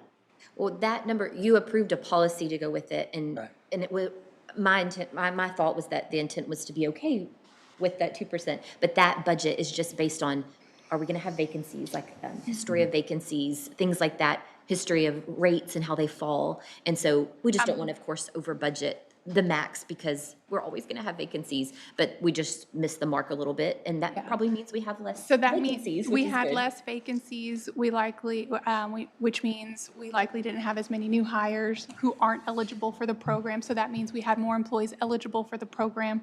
And so that would have increased that. Well, then how do we Which is a good adjust thing. the policy so that we match the amount that this court intended to be put in the program? So that budget was something we calculate behind the scenes. Which is fine, yeah, it's not but something we approved that amount. So how do we adjust our policy to prevent in the future going over So it would need the to be budget amount? What if we decide that we the only worst want to case put scenario, right? 400,000 We in just here? budget worst case scenario. And that's it. How do we adjust the policy to make sure that's what's spent? budgeting for the worst case scenario where every position is eligible for. Does that make sense, that question? Yeah, that's one way to look at it. So what's variable and what's fixed? So the policy's fixed. It's, and it gives you some authority to move within the policy. The criteria, the whole model. Maybe we should have said, this is an estimated amount that will be spent, and so we put that in the budget. I guess one thing you could do is take out, if you're gonna vary things, you go in and use, what's the most it could be? Instead of trying to nail it right to the. And I think I would compare it to how we now budget for salaries. We budget 96%. So you've okayed salaries at 100%. Yeah. If we spend 99%, we've got to be good with that. But we're just trying to budget more realistically. So kind of at the same with incentive pay. We know what the policy is. We know what you're good with paying, but we just want to try to budget as realistically as possible. And again, just kind of, And we've before- under budgeted a little bit this year, so. Well, so before we put a dollar placeholder, so we didn't get into that trap. Yeah. And then the court, We need to budget. on this side, said that we need to get more, specific about what the budget's. I agreed with that. I think the only thing that we left out is putting approximate in front of the number. But if the intent of this court when we budgeted was to only spend this number of dollars, period. What's to say it couldn't go up 100,000? Well, the model wouldn't allow it to. Approximate. And then how do you handle it? Yeah. So, in other words, if the amount is a fixed amount, which in my mind, it was a fixed amount we were going to spend, how do we adopt a policy or create a policy that keeps us spending only the amount budgeted? Well, we'd need to take the policy and say, here's the model, here's how we calculate it, but if we approve less than that, sorry, we're gonna back all these numbers back out of there. So I'm good if you want to do that, but I think doing it, So trying to change the tire while the car's running is a little hard to do. No, I think it's hard right now to do it, but I think going forward, if there's an amount approved in the budget, that's the amount we need to work work toward. And that's just my opinion. I'm not a big estimator. I want to know. Okay. That's so- neither here nor there. Okay, Dustin and Reagan, back on when we bring up policy issues, put that on there to discuss. So so I think I did mention or present the general incentive pay list for approval, the department head incentive pay list, with that change in payout methodology. And then I also want to be sure I highlight the request to consolidate incentive pay budgets for the tax office and the sheriff's office, because they have multiple divisions under their offices that qualify for incentive pay list. This has been an annual request that's made that accompanies the incentive pay program, which is, they want to be able to have their 2% budget dispersed amongst the divisions as a whole. And we feel that that's fair, and we've always recommended that. That's been the practice since the inception of the program, and we would recommend that for approval as well. All right. Any So, questions on that? so if the motion was to approve the incentive pay request as presented, that takes care of our issues right now. Handles everything we've talked about. I would ask Dustin. Dustin, would that cover Do it? what? I would ask Dustin if that covered everything. Hey, Dustin. Yes, could you say it one more? I'm rereading our policy because Commissioner Smith, I know back during, I think the fall retreat, you had brought up this same discussion on the budget, but go ahead, if you don't mind repeating how you would. I just state said the- if we approve the incentive pay request as presented, that will take care of everything that's here, that was presented to us Yes. today and handles it and covers everybody's That's right. incentive pay. And I know kind of, Francis, eventually you bring like a budget amendment to fund incentive pay, right? Do we need something to cover that delta between what's budgeted, or can that be handled We, with those other budget amendments? we can handle it with the budget amendment because we budget it in one line and countywide. Once we get this payout detail, we spread it to all departments. And so it's a budget amendment with a lot of lines, but we can accommodate that at the same time if that's what the court wants to do. Okay. All right. Motion to approve the incentive pay request as presented. I'll second. Any other discussion? No other discussion, call for a vote. Commissioner Smith, Aye. Commissioner Wilson, Aye. Judge Felton, Aye. Commissioner Jones, Aye. Commissioner Perry. Aye. Pass. Okay, let's do one more before we have a break. It'd be E3D, HR matter regarding JP Precinct 2. So this is a request from Judge Lee. He's requesting a part-time clerk to assist with the support of his office. So this precinct, JP Precinct, has only two full-time employees. And so the request does stem from an increase in cases over the past 5 years. It's been a steady trend, but also for the purpose of just providing general office coverage to allow the two clerks to actually take time off and have the office continue its work. And in addition to the reason for it being kind of a mid-year request is they are actually currently going through that Tyler judicial system implementation. So they do have an elevated workload at the moment, just related to the implementation. And so having some part-time customer service assistants would help the clerks complete the deliverables for that implementation as well. So that's the reason for the mid-year request. Overall, the request for the current fiscal year would amount to $3,600, but an ongoing approval for a full fiscal year next year would be $19,500 for this part-time request. We have, I have included case data for all Justice of the Peace offices for the court review. And so I have there broken out cases handled per staff. And so trying to incorporate a comparison of staffing for all the precincts, and then overall, just a big picture look at the trend upward for all precincts I have there. And so the volume doesn't necessarily support, additional staff, but just some factors for the court to consider is the ability for this office to balance time off for the 2 clerks that they have. For the example that was given is they'll have a day of hearings scheduled. An employee may call out sick. And so that leaves that 1 clerk supporting both the hearings and the frontline customer service function of the office. And so all other work, getting through cases and through services like e-file essentially stops for that office. And so it creates backlog. And so that's the example that was given. So it's more purposes of not necessarily case volume, but office coverage.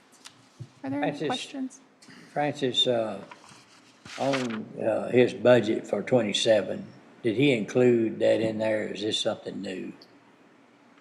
So they have not had a part-time budget in that department. So there's nothing while. mentioned when he turned in the budget? He did. But He did. No, So- that he was planning on asking for this early this year.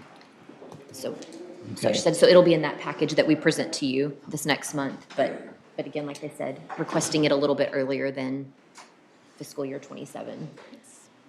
Can you give us a listing right now, numbers like, can go through each precinct right now and tell us how many full-time staff they have? Full-time staff, ooh, okay. Starting with precinct 1.1. I'm working off the memory. I should have made that as a note for myself, because that is a very good question. So precinct 1, place 1, just had a position approved, so they have 4 4, okay, and a part-time budget. 4 and a part-time. Yes. Precinct 1, place 2 has 3 position. Precinct 2 is the only one that has only 2. Precinct 2 has what? 2. 2. 2 full-time positions, no part-time budget. But half the caseload. Is the others. Again, they're aware that case volume is lower than the other precincts. Precinct 4, Precinct 4 has 4, I believe. okay, And precinct 5 also has 4 clerks. has 4? I believe so. 4 full-time employees. Yes. What'd she say? I was like, Heather's checking me, and so Is that correct? that's correct. I was just trying to figure out, like, if you divide it out, I think I missed place 1, place 2. divide out caseloads by number of, 3. I was, okay. that's 600, 3 goes to about 1,000, 4 would go over 1,000. They certainly don't have the caseload. I know you said they had an 83% increase in caseload since And cases. 2001, correct? That's correct, sir. And then cases across all precincts in general, the trend has been upward for the past 2001 or 21? 4 years. 21 to 25. 2021. 2021 to 2025, you said they had an 83% increase in caseload. Yes, sir. If I only had 1 and I went to 2, I'd have a 100% Right. increase in caseload, by the way. Yes. I'll mention that. Are other JPs asking for part-time or additional staffing coming up? Yes. We have 1 place 2 who submitted a fiscal year 27 request for a full-time clerk. Who? 1 place 2, 2. Judge Durham, 1.2 wants what? Another full-time? a full-time clerk. I personally would rather wait and have a inclusive discussion about all the precincts instead of just sticking our finger in the dam here and over here. I would rather we have a global approach to it, instead of just going, okay, this sounds good. And the next one comes up, maybe we realize, well, maybe we shouldn't have done that. Yeah. So it's just my opinion. I would rather. Analyze all the activities in that Yes. court. In each court, Well, yeah. yeah, I think we're fast approaching the end of a budget year in which I'm not real keen on, and I understand adjusting positions, but I'm not real keen on adding positions when we're this close to another budget year. That's for any department, any office, to be honest with you. adding personnel. So, My opinion. what I'm hearing is it'd be appropriate to have a motion to defer the, request until we get into the budget session and be able to look at all the precincts And would be willing to look at putting that part-time spot in Yeah. place at that time. Yeah. But not now. yeah, right. Yeah, we're not saying no. Right. No, not at all. I just think we're kind of late in the year. Well, I'll make that motion, see if we can get a second. What's the motion? The motion was to defer the action on this until we get into the budget, Second. process. All right, have a motion second. Any other discussion? All in favor say aye. Aye. Oppose? Pass. Thank you. Thank you. All right. I had to double check to be sure that was. Okay, it is 10:35. Let's take a 5-minute recess.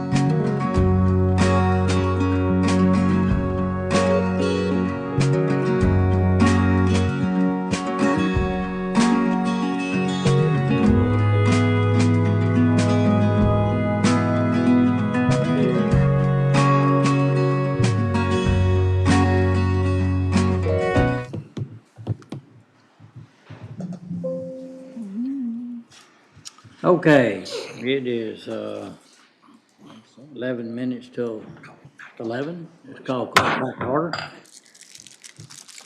Okay, Dustin, what's the next agenda item?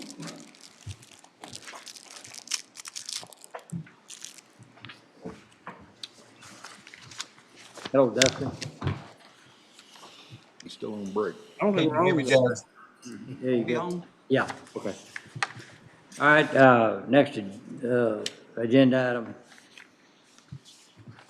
All right, we can move to item F, bids, RFPs, RFQs. F1 is authorization of quote proposal from SHI Governmental Solutions for additional Wasabi cloud storage. John? Morning. Excuse me, getting over a little something, so apologize.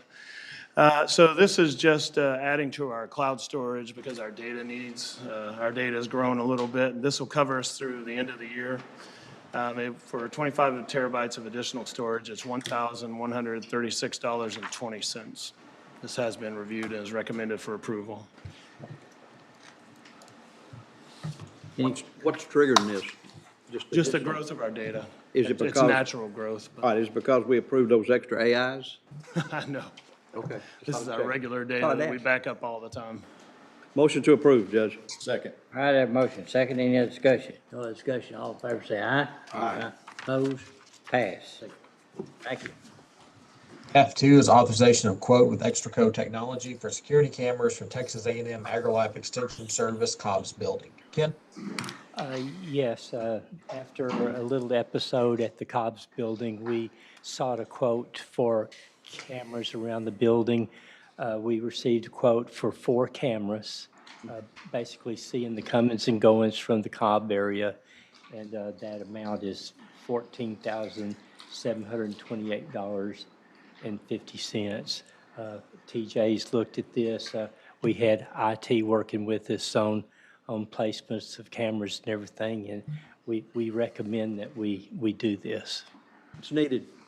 Motion to approve, Judge. All right, is there a second? Second. All right, motion made and second. Who monitors cameras? Good question. I think it's just being recorded and not being monitored. It's like standalone It's not a system. prevention thing, it's just to find the people that did it. Yes. Yeah, Was there a loss out there? I don't know. They broke the handle off the Yeah. We had an door. incident. Broke the handle off of what? Off the door. Trying to break in? Yeah. Okay. Yes. No, it's just. Okay, well, okay, we have a motion, second, any other discussion? No other discussion, all in favor say aye. Aye. Opposed, pass. F3 is authorization of bid recommendations. There are 3 here. I'll go ahead and just read them all in. F3A is regarding bid 26-004, McLennan County Highway 6 jail sliding doors control mechanism replacement phase 3. F2B is regarding bid 26-005, 7 Mile Lane Bridge improvements, McLennan County, Texas. And F3C is regarding bid 26-006, Thompson Road Bridge replacement, McLennan County, Texas. Ken? Yes, on the first one, bid 26-004, we received bids from CML Security, S3 Sustainable Security Solutions, Cornerstone Detention Products, Southern Folger Contracting, Inc., going down through the list. And we had an alternate 1 and 2, which was replacing the sliding doors themselves. On the alternate one, we just looked at replacing 9 of them. Alternate 2, we added the other 3 doors that we're working on. So the total bid for CML, including alternate 1 and 2, $279,700. S3 Sustainable Security was $354,746. Cornerstone Detention Products, the amount of $375,430.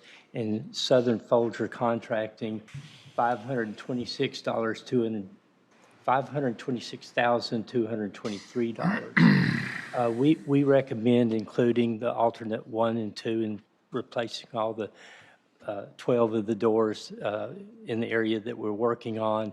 They are very beat up. And we recommend awarding to CML Security as the lowest responsible bidder for this project. Again, this is reviewed by TJ. We spent a lot of time because the cost of the doors, there was quite a bit of difference. We wanted to make sure that we were doing the right thing.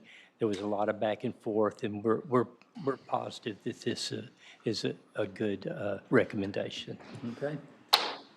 Any questions? I'd agree that it makes sense to go ahead and get those other 3 out of the way at the same time. Yes. My question to Francis is, from whence does the money emanate? Where are we paying, how's this paid out? I believe this is budgeted in Fund 401, I believe. We already had. 401? Mhm. Okay. Permanent improvement. Yes. Okay. So we already had it budgeted? I'll double check on this before we head out today. But yes, yeah, this was already something that was. Okay. Motion to approve, Judge.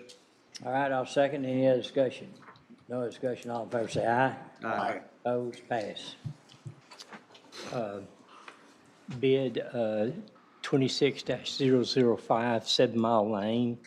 We received a bid from Knife River for 700, excuse me, for the base amount, $795,446.84. For alternate number one is to salvage the metal structure of the bridge. I'll come to that. And that was in the amount of $4,500. For Myers Concrete Construction, base price, $1,011,578.50. And their alternate number 1, they were subtracting $2,433 to salvage the metal structure of the bridge. And then J. Reese Contractors, base bid, $1,491,514.50. And to salvage the bridge, $34,300. My understanding is we're trying to salvage the bridge to basically pass to MART. And we're trying to salvage the metal structure, and I think it's going to be loaded on one of our trucks and carried to MART. So I'm just recommending, the low bid is Knife River Corporation recommended, awarded to them, but as far as the salvage of the bridge, I basically leave that up to the court to make that decision. Well, they're not going to do one or the other, right? You're not going to, can't award the salvaging of the bridge to another company, could you? No, I mean, I don't understand why we'd pay more to salvage a bridge than just replacing the bridge. That's what we want. Well, it's a historical bridge. It's 1880s iron bridge. But what, are they going to put it back together? No, I'm going to move it to the city of Mart, and we're going to it's just a historical bridge, and I don't want to cut it up with a hacksaw or a cutting torch. We've had to do that before. Okay. Where do they store it? I mean, what are we gonna do to store it over We're there? going to put it at City Park in the city of Mart. There's an area where the kids, and where they try to build some soccer fields that's going across a large ditch. it would be a pedestrian bridge. It's my idea. I mean, it's not, the city of Martin didn't come to me about it. I just hate to lose a, 1880s bridge, historical wise. I have to input this too. We can't, I mean, it is a county property, Yes, sir. so we can't. We'd have to sell it just- to them. Yes, there would, it could be a nominal fee, but. Sure. We would need to charge for that. Mr. Perry, so you had a bridge like this? Eichelberger. So what did they do with it? It collapsed and partially fell in, and we had to go in and work with what was left. But it's a historical, but I struggle to, if Martin said, hey, yeah, we love that idea, and they're willing to pay for that alternate, I wouldn't have a problem, but I just know trying to salvage some of that stuff can get pretty tricky.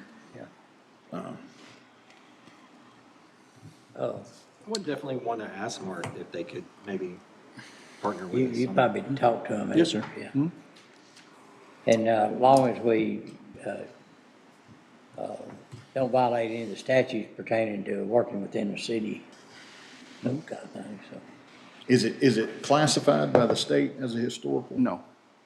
No.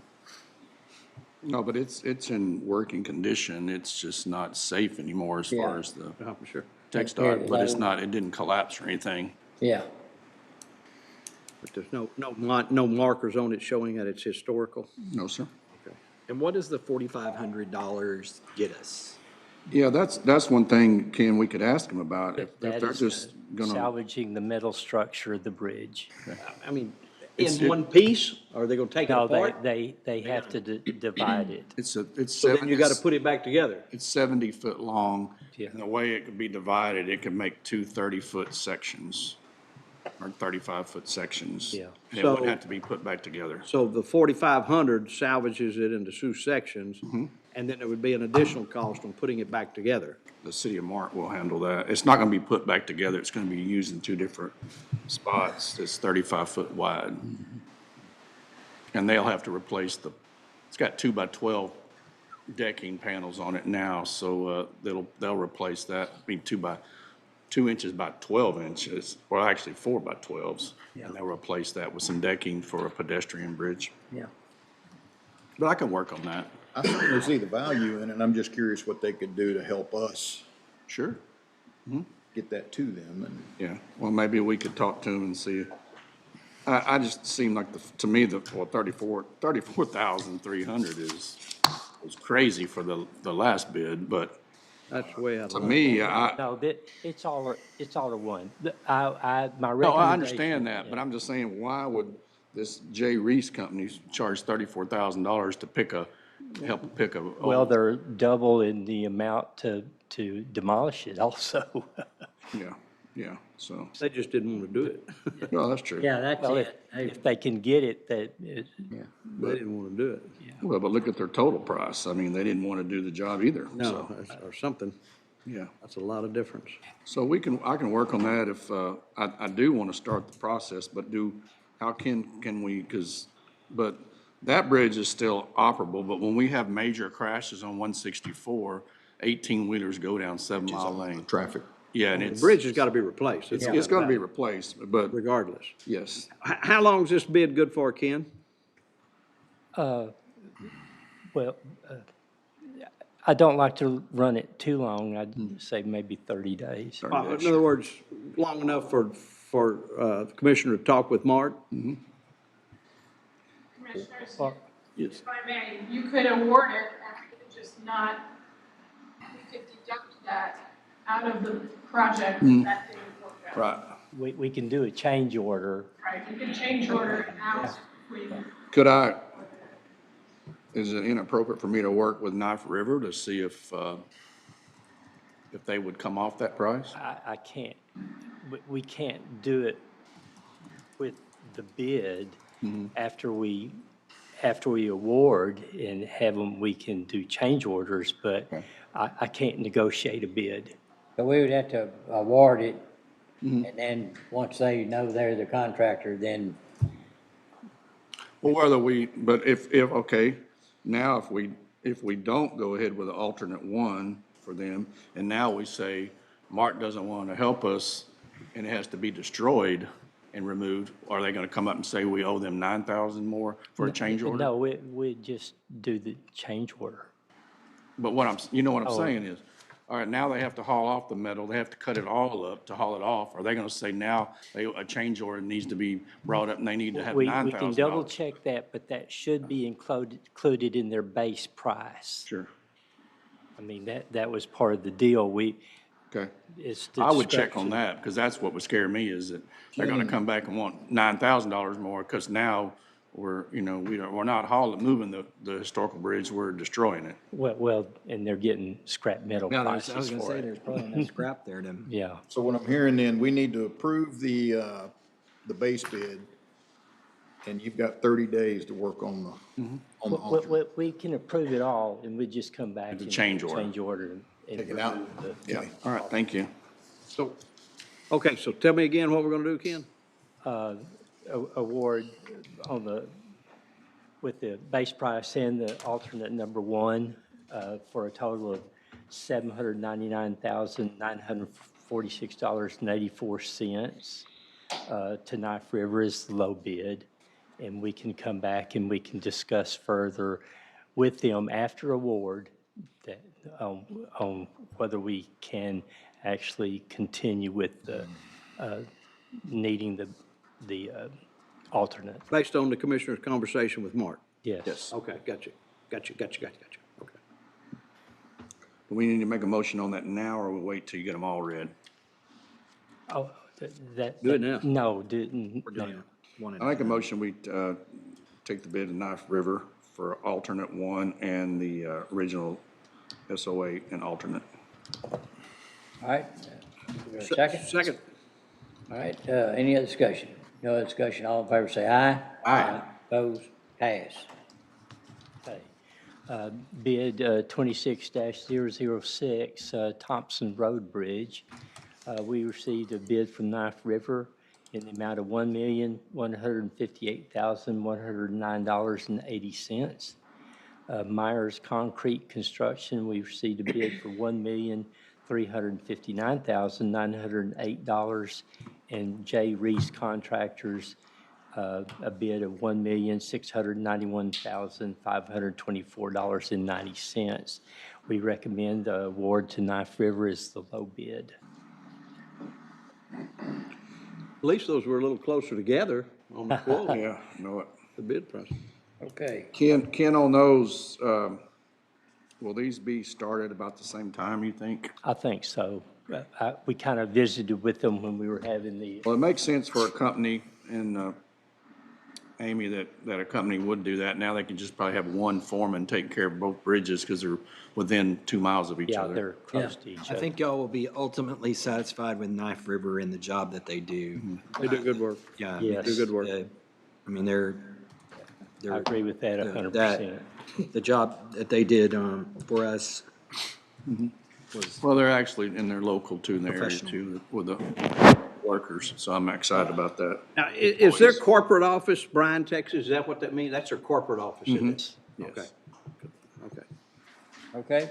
Any other questions? If not, what's the pleasure of the court? I make a motion that we approve Knife River for Thompson Bridge. total price for the original SOA's Thompson Bridge. Second. All right, I have motion second. Any other discussion? No other discussion, all in favor say aye. Aye. Opposed, pass. F4 is authorization of renewal for bid 22-009, roadside cleanup services, all precincts with all-around maintenance and janitorial. Ken? Yes, we spoke with All Around Maintenance, and they're willing to go another year for the same amount as being charged currently. And I believe we checked with everyone, and I think everyone's willing to go that way. Motion to approve, Judge. All right, motion made and second. Any other discussion?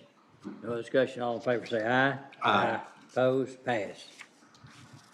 F5 is authorization of quote from Double D Solutions and Development for millwork pews for 170th District Court. And this also goes along with budget amendment item I1A. TJ? Yes, good morning, everyone. Morning. So before you have a quote to modify the 170th with pew-style seating, right now the seating capacity within the courtroom lacks the minimal for a jury pool, especially whenever it comes to a criminal case. So the judge is requested to go ahead and maximize her seating. Installing pews is ultimately, of course, the best way to do it. So that's what we bring to you for approval this morning. All right, any questions? Will this court will be moving, correct? To the. Yeah, but there'll be another court there. It'll still be used as a Still be a courtroom. courtroom. Okay. Yeah, And there's a possibility, there's, I think, no final decision yet, but it's likely that the 170th would move to the judicial center. But even so, Dustin, my understanding is the judges pretty much have a consensus that the pew-style seating is what they want in the courtrooms because they can maximize the number of people in there. Yes, sir. They prefer whatever when they're hearing certain criminal trials that affords them the opportunity to have more potential jurors in the proper place in the courtroom for voir dire and jury selection. So that is their preference. Yes, sir. And the current is theater seating, right? Individual theater seating. Right. Yeah. Yes, yes, sir. What will it increase the? It takes it up, Commissioner, from about, I think it had about 35 seats in it now, so this will take it up to the full 60. Okay, that's sizable there. Yeah, it's a good deal. And are these, I mean, these fit with the historic nature and all that? They will. They'll actually match what's going into the new Justice Center. So, I mean, they're going to be right along the lines with what we've done in courtrooms in the past. Yeah, I guess what Commissioner does that- Wilson's asking is, and this is maybe a Dustin question, but does this meet the criteria for the Texas Historical? Are these theater seats historical? No, the theater seats were installed in the mid-'80s. And no, that the historical commission really, it's more about the, the building. And I guess there's certain elements that can become historic over time, but I think it's It's not an issue. those from the 80s period would not be an issue. All right, what's the pleasure of the court on F5 and also I-1A regarding the? Motion to approve both, Judge. All right, thank you. Is there a second? Second. Motion made and second. Any other discussion? No discussion, all in favor say aye. Aye. Opposed? Pass. How much double Thank bubble you. under the seats, though, double bubble? Moving on to item G, contracts and local agreements. G1, if we could hold it for a minute, it was deferred last session. We were waiting on some edits. We're just double checking on that. So moving on to G2, ratification of multiple use agreement with Texas Department of Transportation. I'd like to call on either Major Ives or Captain Nixon. Yes, this is an agreement with TxDOT for us to be able to place a LPR trailer on a state numbered highway. There's no financial consideration for it. We just have to enter into this agreement with the state. Anytime we move it, there would just be an addendum in the future. Of course, this does not apply to county roads or city streets. There's no agreement necessary for that, but we have to have this in place before we can put it on a state numbered highway. Okay. Any questions? Motion to approve. Second. Any other discussion? No other discussion, all in favor say aye. Aye. Opposed? Pass.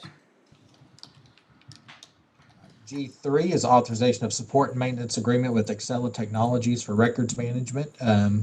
John? Yes, this item is just our yearly maintenance for the software that the big scanner uses in archives. Total is $3,987.17. Any questions?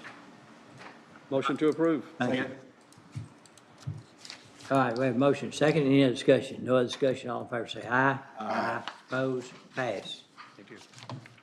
G4 is authorization of master engineering and consulting services agreement renewal with Lockwood Anders and Newton Incorporated. As a reminder, this is on their water-related consulting services, and we had signed up for this last year in June. It was a one-year contract. This is the one we are bringing forward work orders. This is where Tom Ray is helping with the Water Resources Group, also with the Central Texas Water Alliance. So it's recommended that we extend this for another year. It's been extremely helpful to have him by our side on this. So I'd make a motion, we approve it. Second. Motion made and second. Any other discussion? No other discussion. All in favor say aye. Aye. Opposed? Pass. G6 is authorization of professional services agreement and related construction materials testing proposals with Langerman Engineering. G6A is regarding 7 Mile Lane Bridge Improvement Project, and G6B is regarding Thompson Road Bridge Replacement Project. Amy? Good morning, everybody. These Morning. are just the required quality assurance, quality control testing for the 2 bridge projects you just approved. Okay, any questions? So first one is with, which one? 7 Mile? Okay. Yeah. Okay. Motion to approve G6A and G6B. Second. Have a motion second. Any other discussion? Just Go ahead. Do you ever see us, Amy, in the near, or not near future, but in the future of us being able to do this ourselves? We'd have to hire some more folks, I'm sure, but We'd have to set up a lab. yeah. You couldn't send it out to an independent lab or something? I can look into that. I'm not sure if we collected the samples, if they would do the testing for us or not. Yeah. Because there's a limited number of places here, you know, basically it's them or it's Midtex. And Oh, I got you. think there's one other. But Thank you, Judge. All right. Let's see, we have a motion and a second. Yes. All in favor say aye. Aye. Opposed? Pass. G7 is authorization of physical document management system maintenance agreement renewal with Gimmel Infolink System Solutions for archives and records management. John? Yes, this is our, excuse me, our yearly software renewal for Infolinks. As you can see, this is the one that was going end of life. We have negotiated another 3 years, as you can see there, at a small increase. And this will serve them well, and then within that 3 years, we'll get a longer-term solution done. But the total this year is $8,490. Okay. Any questions? Now, you said though, we're looking at doing something different, John, because this is end of life, right? Yes, the software is not being updated or end of life, but we use a very small percentage of it realistically with our info, it's our barcode scanning for our files and archives. So it serves their purpose, and this is to just ensure support in case something does go wrong within these 3 years. Within those 3 years, we will come up with whatever our final solution is to a more supported program. Okay. But we save money this way because they were trying to double it before the fee. Yeah. Motion to approve, Judge. All right, do I have a motion? I'll second. Any other discussion? No other discussion. All in favor say aye. Aye. Opposed? Pass. G8 regarding the agreement with Sinary Cybersecurity, authorization of additional licenses for KnowBe4 security awareness training subscription. John?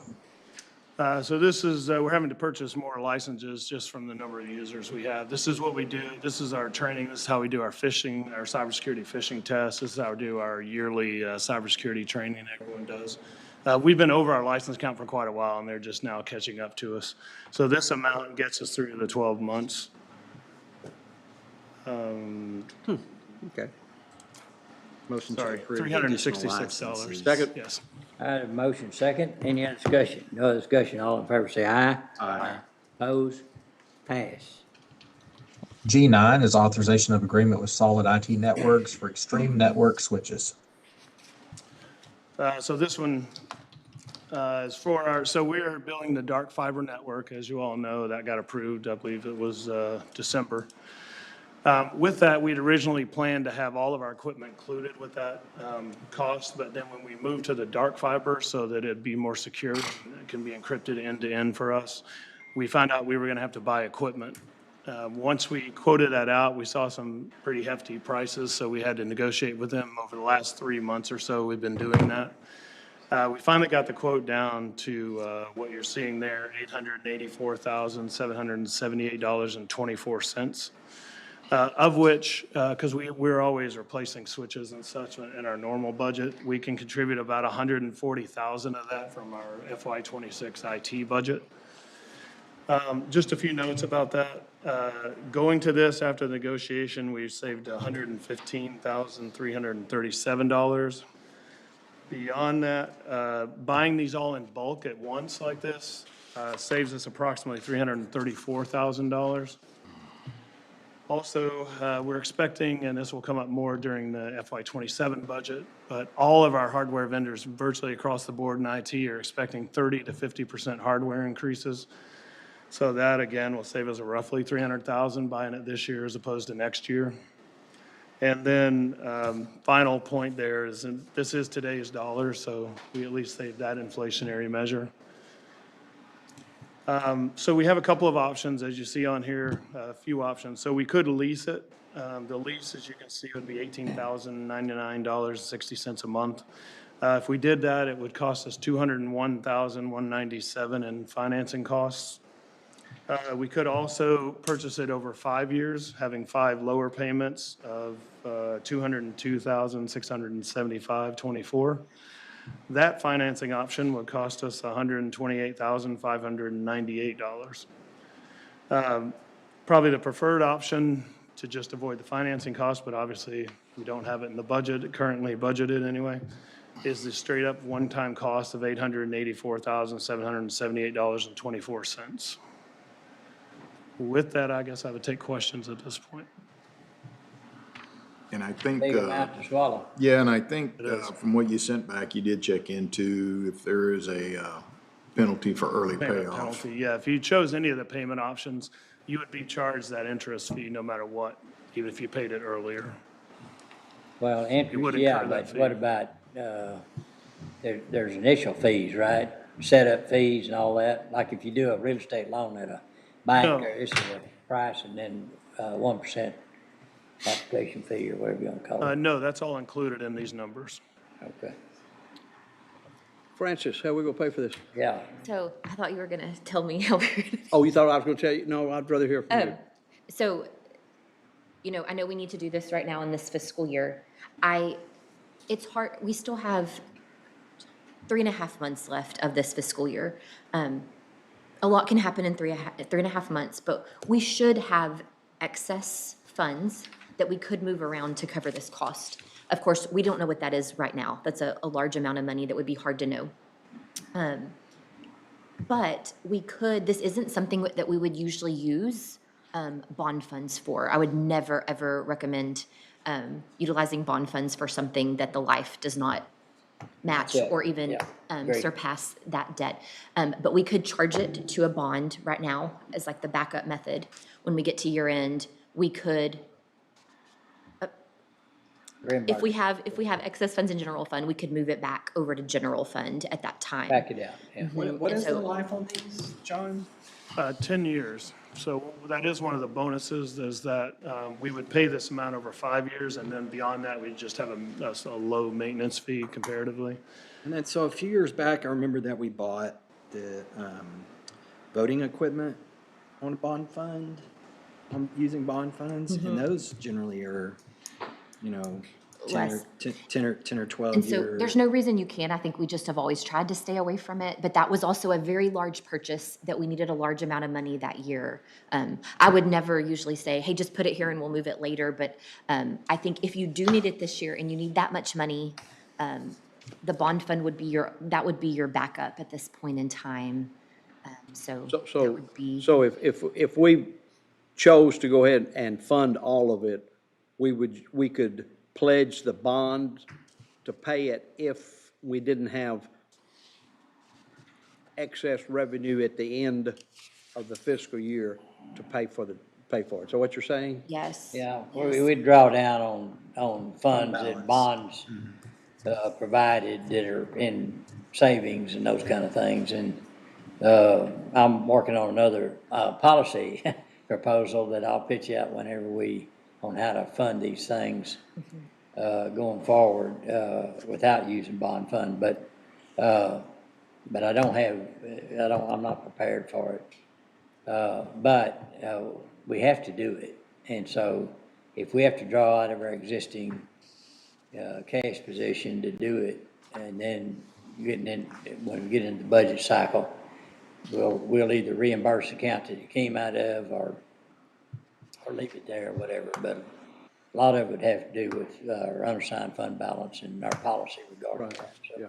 And the only time you can touch that unassigned fund balance, it's not budgeted now, is if you declared an emergency and Yeah. say, hey, or this is for safety, life, death kind of, and I don't think that this fits in that at this No. time. But, But there's no penalty reimbursing the bonds. well, so we wouldn't, it would just be where we budgeted for it, so we So would. we don't pay the bond down, I'm sorry to interrupt, but we No. already funded the bond, so that they're out there, so it's held No in doubt. cash. I'm just saying though, I want to make sure that we're not getting any kind of trouble if we're using Yeah, something okay. that's not a long-term capital project. No, I don't think that's wise financially, but I think for this case, if we need to do this right now, that would be one of our better moves we could make. And,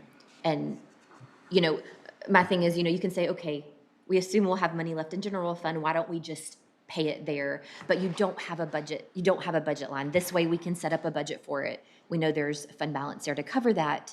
Then, like I said, get closer to the end of September, we can do a budget amendment to move into the capital outlay line. Whether that's excess salaries or wherever those excesses may lie. It'll probably be various lines, of course, throughout the budget. So this is just an FYI that we're gonna have to pay up in September. But, if you have another emergency expenditure come up before September, of course, and there's not general fund, then it would have to stick in that bond. But the project it's not going to be delayed. Or we go ahead and approve the project today. That's what you're saying? And we'll bring a budget amendment to you. We have plenty of cash to Yeah. pay for these Yeah. right now. I mean, Right. we're not cash short. We're just. No, it's just what you have gotta find budgeted. the account. We got to make a budget for it. Because when we bring a check run to you, we're saying, hey, all of these expenditures, there is sufficient budget in the line that it's charged to, and so this is something we would definitely want to charge it to where there is budget, and wouldn't want to be deceptive there. So. And so you either do like a one-time budget amendment, or you do all these big. Just because I don't know where all those pieces And will. you don't know where they're all at right now. Yeah. It's hard right now. This is a real kind of it's my understanding, the time frame on this is, we're up against a $250,000 penalty if we. Yes, I forgot to mention that. One of the things driving this is our current internet provider contract runs out on October 1st. So we have to have 2 months roughly of time to, get all this and equipment inside and done. And Yeah.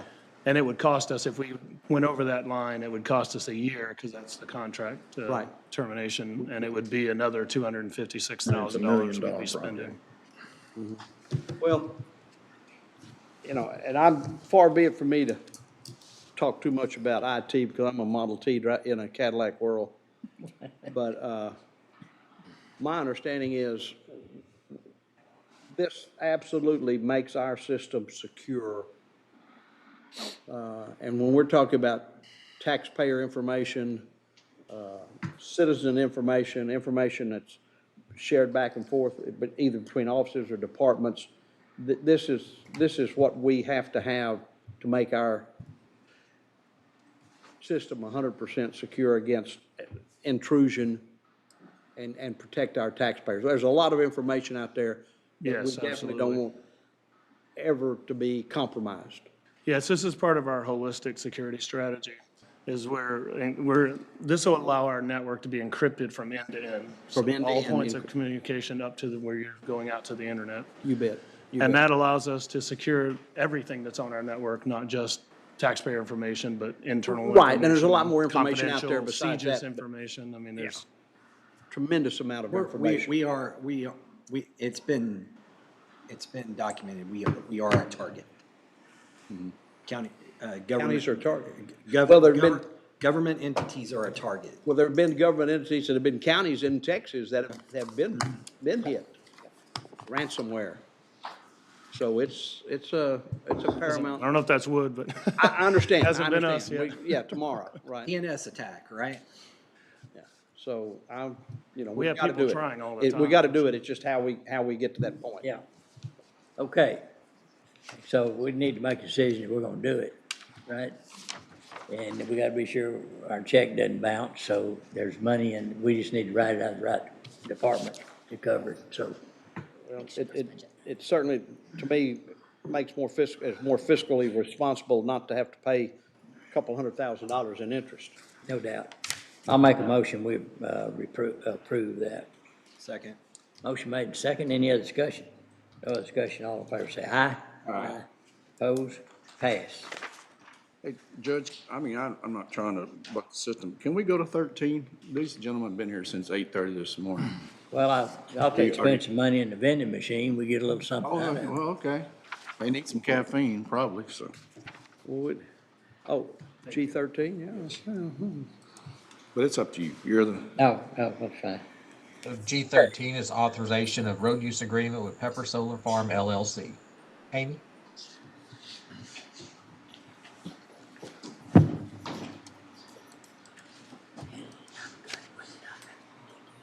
okay, good, thank you. Good morning again. Morning. This is an agreement with Pepper Solar Farm, a road use agreement for their construction activities while they do construction of their solar farm in Precinct 2. They did go through and do a comprehensive pavement assessment and gave us the pavement report, and we went through a couple of iterations of comments back and forth with that. So we have a good baseline of what the roads are like at this point in time, and they have identified the upgrades that they need to do for construction. So this is our template that we've been using recently for how we're going to handle our road use agreements going forward. And you said recently, so let me qualify that, because we made an adjustment. Some of our road use agreements, the people we were dealing with did not do what they said they were going to do. And so we've asked for some bond or escrow funding, where if we have to do it to keep our neighbors happy and take care of it, we can draw down on those funds right now. And so this would give us some teeth behind enforcing the agreement as it goes along. I live in Precinct 2 and my commissioner is Commissioner Wilson over here to my left. And we don't want neighbors mad at us. And so we want to be sure that those, that the contractors do what they say they're going to do. Met y'all and talked to you out in the hallway, and I told you I prefer to have the roads paved in gold. Gold. Upon completion. But at least we wanted people to meet their promises to the county and to the taxpayers of our community. Anything else? Yeah, we've, Precinct 2 just recently inherited the roads in this area that we're talking about, and I want to commend Precinct 3 on the quality of roads that are in that area, and they've taken care of those roads, and we're the stewards of those roads now. And it's nice to have somebody like Pepper Solar Farm LLC come in and visit with us. And I know Amy's been doing her due diligence, because we were burned in the past. And hopefully those days are over with, and we can proceed forward and have great road use agreements. And I appreciate all the hard work that everybody's put into that. I make a motion that we approve the road use agreement with Pepper Solar Farm LLC. So it's I have a quick question. $250,000 is what's being put up. No, it's It has to be replenished. Yes. If it's drawn down, it has to be replenished. what's the amount, Dustin? I thought it was 100,000. Yeah, it is 250. I think the template had the 100 plugged in, Yeah, and but then it's on this 250. agreement, it is the 250. Yes. Okay. And with the fiasco that we're having on the other situation, we've spent 108,000 through the whole year. So I think that's a very good number. Yeah, okay. All right, any other questions? You got a second on that, so motion second. If there's no other discussion, all in favor say aye. Aye. Opposed? Passed. We're sorry we kept y'all so long, but we tried to entertain y'all. Appreciate the county's help and the things. It was pretty cheap entertainment, wasn't it? Yeah. Thank y'all very much. Y'all never need anything. Thank you. I got you. Yes, sir. Appreciate it. All right, take care. All right, G10 is authorization of license agreement with Veritone for video audio redaction software for the sheriff's office. Major Ives? Yes, this is our video and audio redaction software for all our open records requests. We do well north of 4,000 open records requests every single year. I think this year so far into the year, we're at approximately 2,200. So it's a vital component and able to provide that open records responses to folks as video and audio just is becoming more and more prevalent with what these requests are. All right, any questions? Motion to agree. Second. Have a motion second. Any other discussion? No other discussion. All in favor say aye. Aye. Opposed? Passed. G11 is authorization of amendment to health services agreement with Turnkey Health Clinics doing business as TK Health for mental health, healthcare, and medical service for Highway 6 Jail, Jack Harwell Detention Center, and Bill Logue Juvenile Detention Center. Ken? We check, of course, with those entities, and again, they would like to continue this, so we contacted Turnkey. I had a request from the sheriff's office that we've been running this in agreement year to year, but the ending date would be in July 31st. So we had a request from the sheriff's department, can we move that to the end on, to have a start date on October 1, so it matched with the fiscal year. So we did an extension here from August 1, 26 through September 30th, 26. And of course, that amount will be $216,215.20 per month. And then as a renewal to run from October 1, 2026 through September 30th of 2027, again, with the same amount, $216,215.20 a month. So we just added 3 months to this one to get us to through all of next year, fiscal year. And so that in the future, our renewals will be starting October 1 to September 30th. Anyway, so if the court approves, this extension will run again through September 30th of 2027. Okay. So this is increased from 1.7 to 2.5? Is that? Well, again, we added mental health last year, and that was an additional $56,424 per month.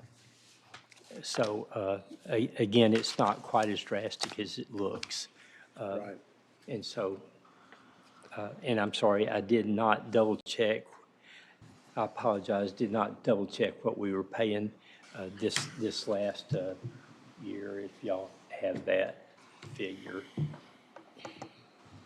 But the amendment you're asking for today is to move that, basically move the payment year to the fiscal calendar year. Yes. And make the adjustment to make it work. And then renew for the entire fiscal year. And then renew for the entire, okay, Yeah.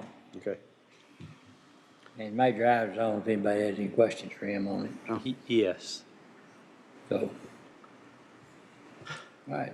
David? And I will say, this has been an ongoing issue for us. It makes it a little bit harder for the budget when it splits in the fiscal year and we don't know what to really plan for. So we've gone to Ken and, God bless him for doing this coordination with Turnkey to try to get it to where it just runs year to year. We got the CPI report from Turnkey just to give y'all the scope that we're looking at. It's approximately a 3.1% CPI. It's actually, I think, rounded a little less than that, but that's approximately correct from the contract.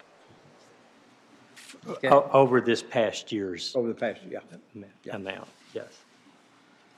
Okay. Any other questions? What's the pleasure of the court? Motion to, Go ahead, somebody. motion to approve. Second. Motion made second. Any other discussion? No other discussion. All in favor say aye. Aye. Opposed? Pass. G12 is authorization of extension of interlocal cooperation contract with Department of Public Safety for land lease for radio communications tower. Ken? Yes, this is very simple. Our original agreement with DPS was for 5 years. We're coming to the end of that, and this is just an extension, keeping everything intact from the original agreement for additional 10 years with the option to renew for additional 10 years. But it's our tower in West, and we're leasing that property it sits on. They own the tower, we own the land. Okay? All right, any questions? Motion to approve. Second. Motion made and second. Any other discussion? No other discussion. All in favor say aye. Aye. Opposed? Pass. Under item H, capital improvement and construction projects, Amy has 3 items here. I'm going to go ahead and read them all in. H1 is regarding Patton Branch Road at Aquila Creek Low Water Crossing Culvert Replacement Project, agreement with BGE, authorization of invoice. H2 is regarding the professional services agreement amendment with RPS Infrastructure, authorization of invoice regarding plan specs and estimate documents for off-system bridge repairs. And H3 is regarding Chapel Road improvements, agreement with Casparian Underground doing business as H&B Contractors, authorization of application for payment number 25. Amy? Good morning again. The first invoice from BGE is just a small half hour's worth of work for one of their staff for some closeout paperwork for Patton Branch, so that's de minimis. The next one is, this is a consultant agreement from a consultant that started before I came here to do bridge repairs on 7 different bridges, items that were identified in the last round of bridge inspections. So we're close to bringing that to you for a letting. So we're getting ready to have that be our next bridge project that we're going to bring to you for bid. And the third one is some cleanup of some punch list items on Chapel Road. And also we'll tell you that today they're doing the pavement repair on Chapel Road for that, that diesel spill and the damage that was done by the lawn care company. So that should all be cleaned up this week. So we should be really close to having a nice ribbon cutting. Okay? Super. All right, any questions for Amy? If not, I'll make a motion we approve. Second. Motion made and second. Any other discussion? No other discussion. All in favor say aye. Aye. Opposed? Pass. Thank you. Thank you. All right, we can go on to item I, budget amendments. I1's regarding the FY26 budget. Francis? So budget amendments for FY26, starting with I1A. This is general fund capital outlay. This goes along with item F5 that you previously approved for the pews in the 170th District Court. So the request is coming from contingencies in general fund and moving to capital outlay. I1B, this is Fund 150 Court Reporter Service Fund, so a special revenue fund. We're requesting to move within that fund into the court reporter line for the 414th District Court to cover costs for the remainder of this current fiscal year. I1C, this is Fund 425, our 2025 Certificates of Obligation proceeds. This is an increase to the Trading House Lake Park line for the Texas Parks and Wildlife Grant. This was the cash match that you approved for that grant back in April. I1D, this is General Fund Jury Service Department. They're requesting to move from other departments that fall under the district clerk into equipment for jury service, and this will cover the cost of a job-specific printer that will help with their jury demands. I1E, this is General Fund Maintenance of Buildings, requesting to move from General Fund contingencies into their maintenance contracts line that will cover cost for the remainder of the fiscal year. I1F, this is General Fund Road and Bridge Precinct 2. I'm requesting to move within that department into various lines for invoices that they have and are anticipating for the remainder of the fiscal year, some additional repair and maintenance cost, and then also capital outlay for a dump truck purchase. I1G, this is General Fund County Sheriff. requesting to move within their departments to increase the lines for both jail facilities, for uniforms and insignias, which will cover their increased costs for this fiscal year. I-1H, this is General Fund County Auditor's Office. This is a request to move from countywide contingencies also into other services and charges. And we have just seen increases among every item that we charge to this line item for our department. So this covers all of our GFOA fees, including our fees that we have to pay to submit our financial statements, our annual budget. We had increases to our arbitrage calculation costs this year. And then our the big thing that really set us over was that we did not receive our printed budget books until October this year. Usually we get them by the end of September, so we had 2 years of budget books in 1 year. So we're requesting this increase to our other services and charges. I-1I, this is General Fund 170th District Court. I'm requesting to move from countywide contingencies into furniture and equipment and other services and charges. So this will cover an iPad, chairs, a monitor, a TV, and a laptop. It will also cover bar dues for the judge, Judge Long. I-1J, this is General Fund Resource Connections Office. This request is to move from the County Judge's Department into the Resource Connections Department to cover supplies that they need for the remainder of the year. And I-1K, this is General Fund District Attorney, requesting to move within that department to cover increased cost in their fuel line for their county-owned vehicles. And so that should cover, unless you have other questions, that'll cover budget amendments for FY26, I-1A through I-1K. The only question I have is the two requests that are coming out of Fund 001. I'm assuming there's no other funds left to draw from within those departments? When departments are asking for contingencies, we always try our best to find places, even if they request from contingencies, but sometimes the operating budgets of these departments, including ours, are just very, very minimal, and they have all been spoken for, so. So some of those departments have their own contingencies. You're saying they've already spent their own contingencies? No departments have contingencies, other than Road and Bridge, but a lot of times they're just such minimal lines, there's just not a lot of, excess to move from, but we always make sure that we vet those requests and make sure that if they do have unspent, Continue. If we think they're gonna have excess, that we push them to request from another line, so. Yeah, and even Road and Bridge is not within the precinct, it's in a separate level. All right. Now, we've already approved item F5, so. Yes, sir. This motion won't include F5. No, you've approved F5, so we always have those separate, because you're approving a capital purchase, and then under I, you're approving a budget amendment. Budget. So But two completely I was different. thinking, Dustin, that the motion originally was approving both those. Is that correct? Oh, I'm sorry. I-1A. Yeah, we approved I-1A. Okay, I always miss those. Yeah. We're good. And Commissioner Wilson, is that an additional dump truck? Well, before I was elected, they bought a 10-yard dump truck, and we've had to borrow and beg from Precinct 3 for a 12-yard dump truck to do our chip sealing. And I'm not sure why they bought a 10-yard dump truck, but it has not been used one time since I've been out there. And they did give us a great price on our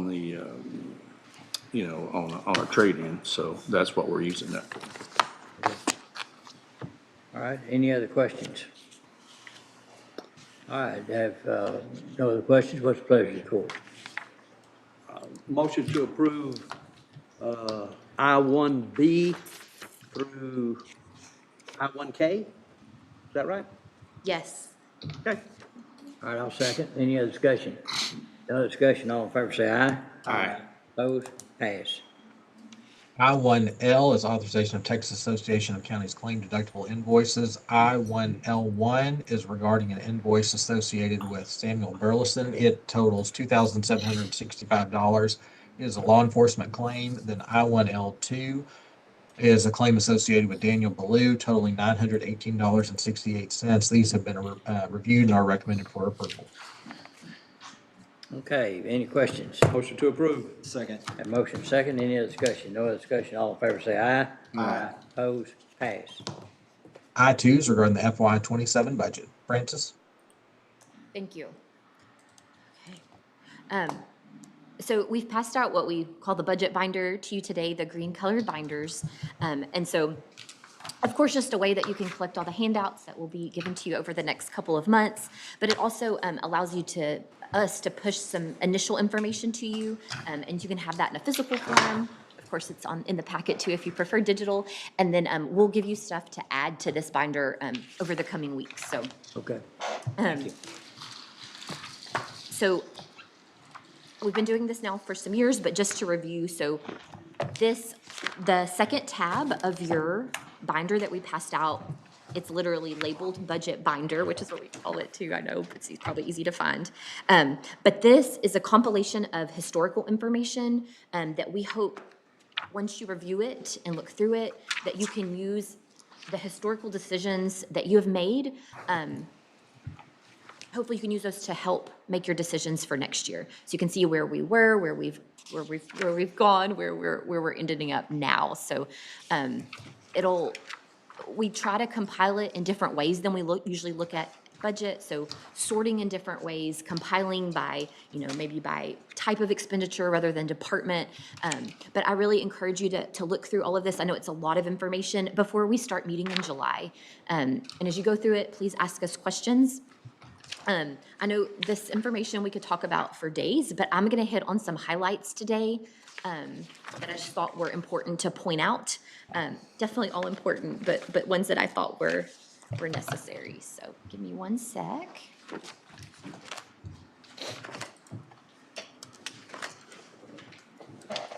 And this is the same that's in your packet. I'm just pulling up here, so follow. And I apologize for ones that are watching on the screen because I know this is small.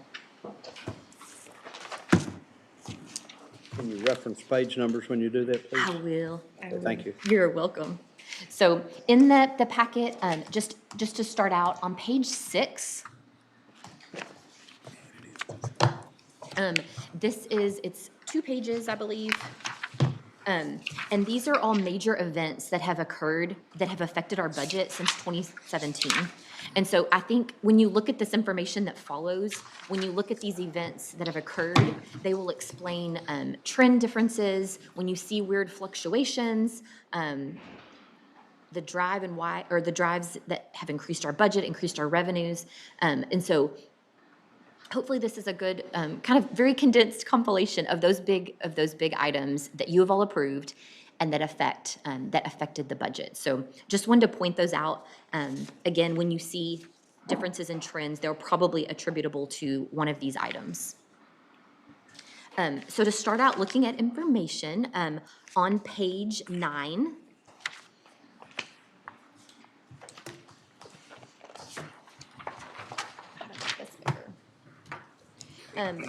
9 has 2 tables. One's a tax rate history, and so it'll break it down between M&O and INS, and just good reminder of where we've come since FY18.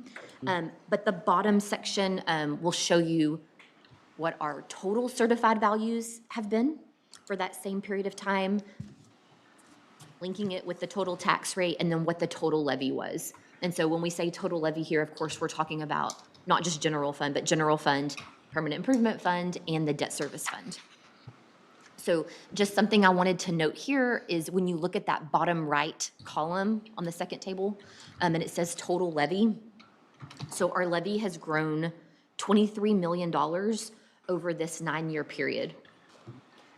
Our other revenues that we use to fund our budget have increased $28 million over the same period. So total revenues have increased $51 million. Our expenditures over that same period have increased $59 million. So one of those things, just as you look at the increase and how they compare to the expenditures, how did we get to where we are? We've always relied in the past heavily on fund balance and using that because we had excess fund balance. But we've changed the way we budget and we look at things. And so it leads us to today, or this year rather. And so we needed to increase the tax rate for this current year to try to get those numbers more in sync. And so it's just something that has had years of anticipating those changes. And so again, just something to point out on that sheet. I know I'm going to kind of move quickly, but on page 12, is just kind of a walk forward from FY 17 to the last full fiscal year, FY 25. And so again, very condensed, but it'll walk forward your beginning fund balance, both budget and actual, to your ending fund balance. It'll show you what you're over under, both revenues and expenditures. So just a very quick look if you're thinking through our decisions for next year. Page 17. I told y'all I was just going to kind of fly through. Page 17. This is a compilation of general fund expenditures. And so what we've done here, this is adopted budget. And so, usually we are looking at departments and we're looking how departments have grown or have decreased sometimes. But this is looking at types of expenditures across all departments. And so, you can look and see, okay, personnel is where we have all of our increases, of course. And so sometimes I know when we look at places, can we decrease, can we cut? I know sometimes that gets very difficult because we have a lot of our budget tied up in that personnel line. And so those are, that number is based on the decisions you make from year to year, of course, that have gone for you. So just a way to kind of look at that on a category basis rather than department. You can see how those have grown. Y'all please stop me too if you have questions. On page 27,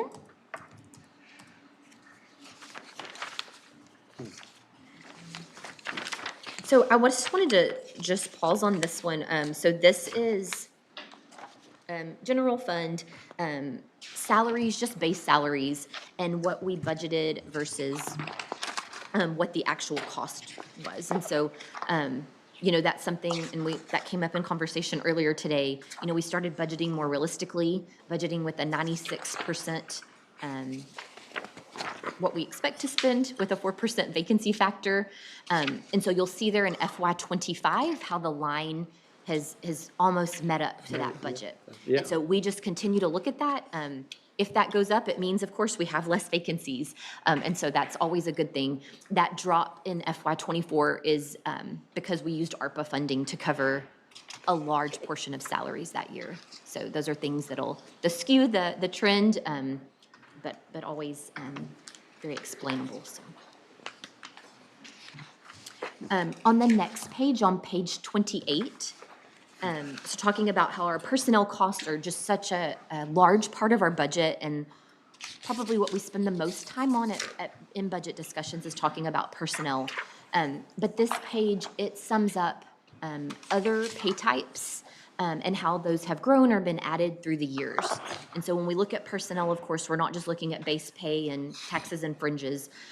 These other types of pay are also included in those numbers. And so you can see how those have grown substantially over the last 9 years as well. And then the bottom piece of that is just how our overtime costs have grown as well. 22, we switched from comp time to PTO. Is that what that? 22. Let me think. Some year in there we did. So I think. And it would have been from Yes. vacation and to. Thank Right. you, Anna. Vacation to PTO. Vacation and leave condensed to PTO time. I believe that was.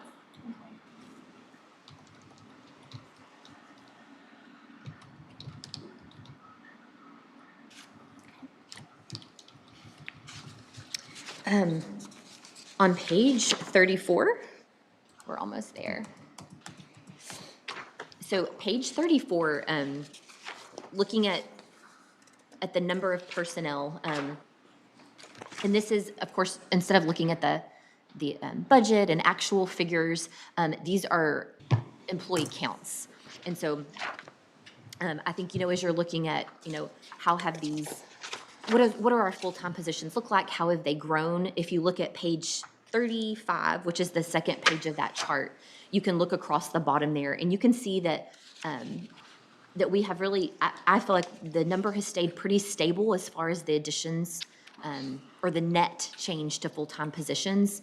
And again, between 2019 and 2021, you're going to see a large increase because of Jack Hartwell. And so again, one of those things that a major event really affected the financial. And so that's how you can explain those big swings up or down.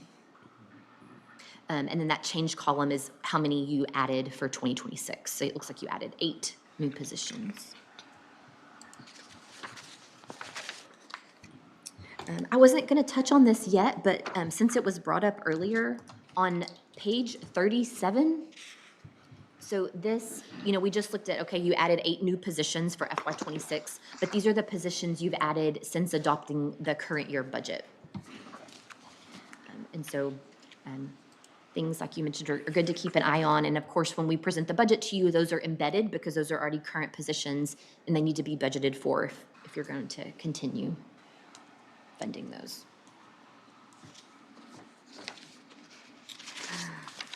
Okay. Page 38. This is a compilation of capital outlay. And so you'll see, again, over the last 9 years, how, those certain areas have grown. And of course, we know why vehicles have increased. And I don't think that's so much maybe the number of vehicles, but just the cost of vehicles. And so you can see how those have fluctuated and changed over time. Of course, a lot of them are one-time expenditures. So you will see fluctuation in capital outlay, but keeping it as steady as possible is a good method to keep the tax rate steady as well.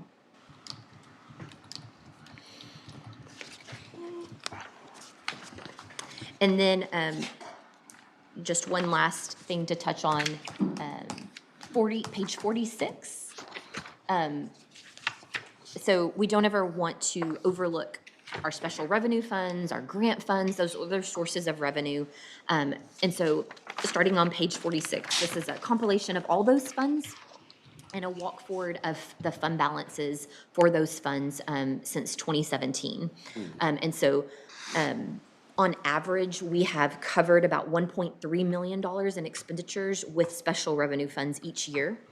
And so I think what you vet and charge to special revenue funds, they are usually necessary to the operations of these offices.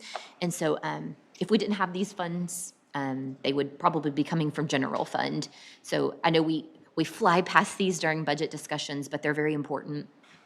We always try to use these funds first and use them up the best way possible. So again, that was I just really quickly just pointed out some of the, I thought some of the key sheets in this packet. But I would, like I said, recommend looking through all of that. Please ask if you have questions, but I really think that it will paint a picture as to where we are, not just looking at our current situation, but how that has changed over recent years. So. Yeah, good. Good job. All right, Justin, we need a motion for recording purposes on this. Hey, Judge, I think we can. It's just under our general budget item. It would not hurt. Okay, I'll make a motion. We approve that for recording purposes. Second. That report. Have a second. Any other discussion? No other discussion. All in favor say aye. Aye. Opposed? Pass. I2B is McLennan Central Appraisal District discussion and/or action regarding the 2027 proposed budget allocation. So McCAD has submitted their proposed budget to us and to all the other entities. The entity contribution as a whole is expected to increase by $390,000. It's a 6% increase. A large driver of that is on the personnel side. I believe they said it's about an 11% increase on the appraisal side of on the employees and just to attract and retain quality appraisers. So the way this works today, it's just before y'all. There is a public hearing on September the 15th Following that time, the board of directors, they can make changes to that proposed budget, and then the approved budget takes effect. And then the entities, a majority of the entities, if they vote to disapprove the budget, then it goes back through another process. But that's essentially what's before you today is their budget, and for y'all to comment, and knowing that that public hearing is in September. All right, You know, I'm the newbie on the board there, my CAD. And I've looked at it, and I've sent it over to the judge's office to review. I have some concern about the salary adjustments that they want to make, and the total budget given the environment we're in today. And so I would ask that everybody look at that closely, and we give due consideration to how we want to move forward, if we want to approve it or not. So, have you expressed your concerns? I haven't yet, because I wanted to hear back from y'all on what you thought, so, and hear some input from the other commissioners. Okay. All right, as y'all look at that, if you got any thoughts on it, we'll get back with Commissioner Smith. He's our representative on the board. He can relay that message. So I guess we're not approving the budget. We're just. It would just be for recording purposes, Judge. We just need to accept their budget detail. All right, I make a motion, we approve it, this report for recording purposes. Second. Have a motion second, any other discussion? No other discussion, all in favor say aye. Aye. Opposed, pass. All right, we have nothing under item J. Under item K, grant proposals. K1 is our ARPA discussion. K1A is regarding professional services agreement with Forvis Mazars, authorization of grant management service invoice through May. This one totals $619.58 and is recommended for approval. I make a motion, we approve. Second. Have a motion second, any discussion? No other discussion, all in favor say aye. Aye. Opposed, pass. K2 is regarding the Walmart Spark Good local grant, ratification of grant application for specialty courts. Specialty court is requesting ratification of this grant application submission. It can help with unmet basic needs of court participants, including food, clothing, hygiene products. It can range from $250 up to $5,000. There is no county match, and so it is recommended to approve that ratification. I make a motion, we approve. Second. And have a motion and second, any other discussion? No other discussion, all in favor say aye. Aye. Opposed, pass. L1 is specialty court authorization of order accepting donations. Those donations are in your packet. We just need to accept those. So move. Okay, I always second on getting the donation. Any other discussion? No other discussion, all in favor say aye. Aye. Opposed, pass.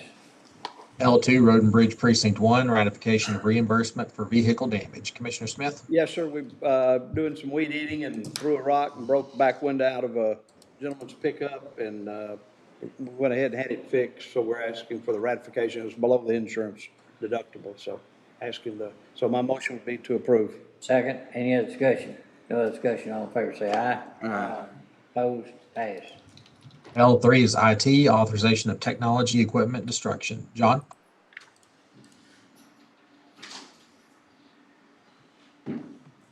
This is just authorization to destroy a laptop and MT from it was in the Constable 1's vehicle. It was burned up over a year ago, I think now. We're going to destroy the hard drive, obviously, it's normal, but we just, instead of auctioning it, it's not where, I mean, this thing is completely melted. Okay. Just authorization to get rid of it. Okay, I'll move. Is there a second? Second. Motion made and second. Any other discussion? No other discussion. All in favor say aye. Aye. Opposed? Pass. Thank you. And before I forget, back on G1, that was the Cloudflare item for IT. Could we defer it, please? Motion to defer. Second. Motion made and second. Any other discussion? No other discussion. All in favor say aye. Aye. Opposed? Pass. L5 is purchasing, discussion and or action regarding changes to the McLennan County purchasing policies and procedures. Ken? These are just some little adjustments that I'm requesting the changes be made. I'd like to reference in our purchasing policy, a policy that y'all approved for our county policy, which is acceptance of door prizes with the value over $250. And I include that in our section 22 under the purchasing policy. just a reference, I thought it would be good to add. And then also, in our current purchase policy, we list a couple of items that do not require purchase orders. In further discussions with the auditor's office or accounts payable, they would like to have POs for those items, and that is uniforms and towing.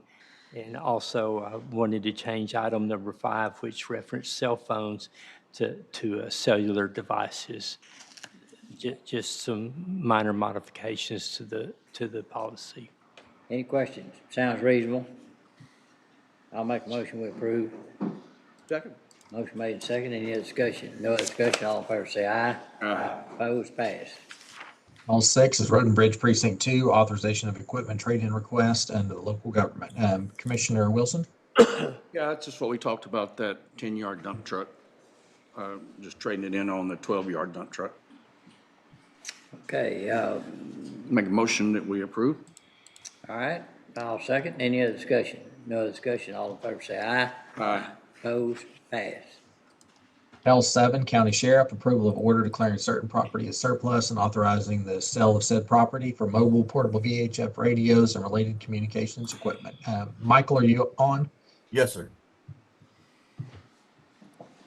Good morning. This is a request to declare some VHF radios as surplus and transfer them to HotCog. These were originally purchased with grant funds administered through HotCog, and there are other jurisdictions within the region that have a need for these type of radios. Motion to approve, Judge.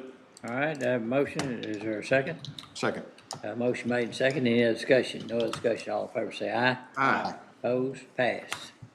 All right, M1 is authorizations regarding the 104th Annual County Judge and Commissioner Association Host Court Night.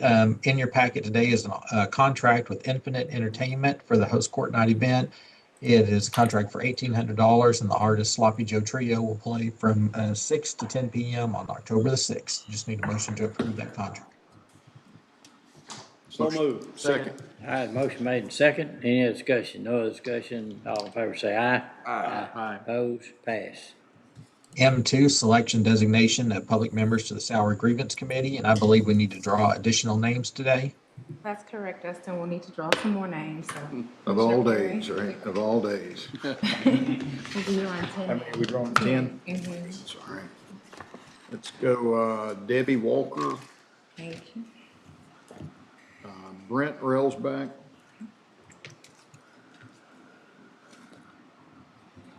Daisy Patterson, Thank you. Anna Mitchell,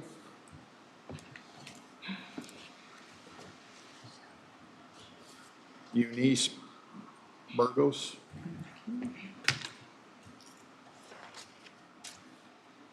Desiree Amstutz,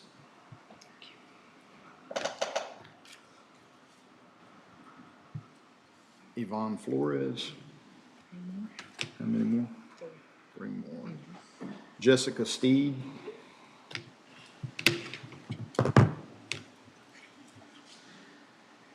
Cameron Anderson. And one more. And Diane Ford.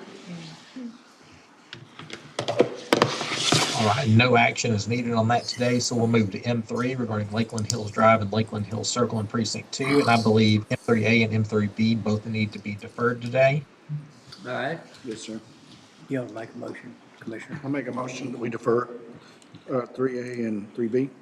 Second. Any other discussion? No other discussion. All in favor say aye. Aye. Opposed? Passed. M4 is authorization of minute order approving work at Historic Cemetery by Precinct 4. Commissioner Perry? And this is, we've done this in the past. The Health and Safety Code allows us to do it. They've requested we do a little bit of work again. So make a motion to approve the request from the Cemetery Association. All right, I'll second. Any other discussion? No other discussion. All in favor say aye. Aye. Opposed? Passed.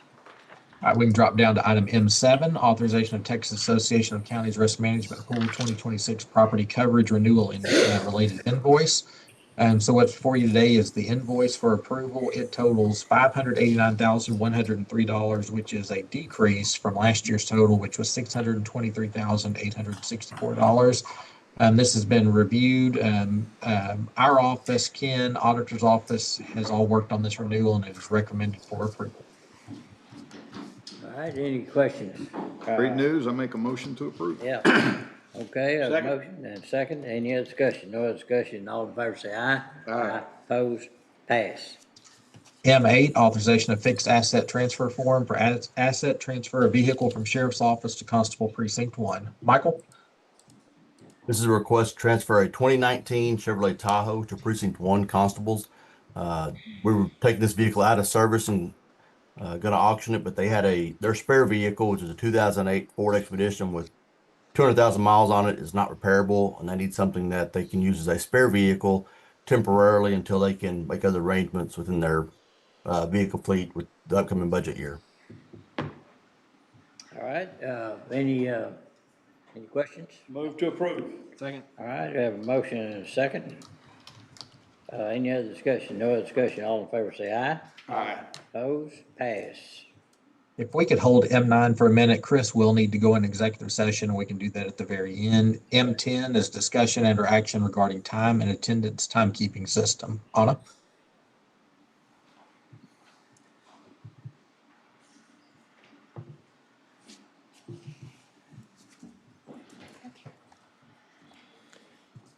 Here, I just wanted to record the changes in timekeeping for departments that report directly to the Commissioners Court. We had a discussion at the Commissioners Court retreat last month, just gathering information to ensure we understood the Commissioners Court's wishes on how departments need to be reporting their time. And when I say departments that report directly to the Commissioners Courts, I would include the HR department, maintenance, the buildings, IT, purchasing, engineering, health services, and veteran services departments. These are the departments I'm discussing. And so we wanted to ensure the Commissioners Court did intend that the departments should be reporting their time on the new time and attendance system, both for the department head and their staff. Also confirming and want to put on the record the change in approval process for department heads. Ourselves, we're now logging our time, and so I felt it's appropriate to then we can approve our own timesheet. What was happening previously is I, as HR director, was approving other department heads' time. And so that'll discontinue. Department heads are now responsible for reporting their own time and approving their own time. However, they are still going to be expected to report outages or absences to the county judge's office, which is currently happening.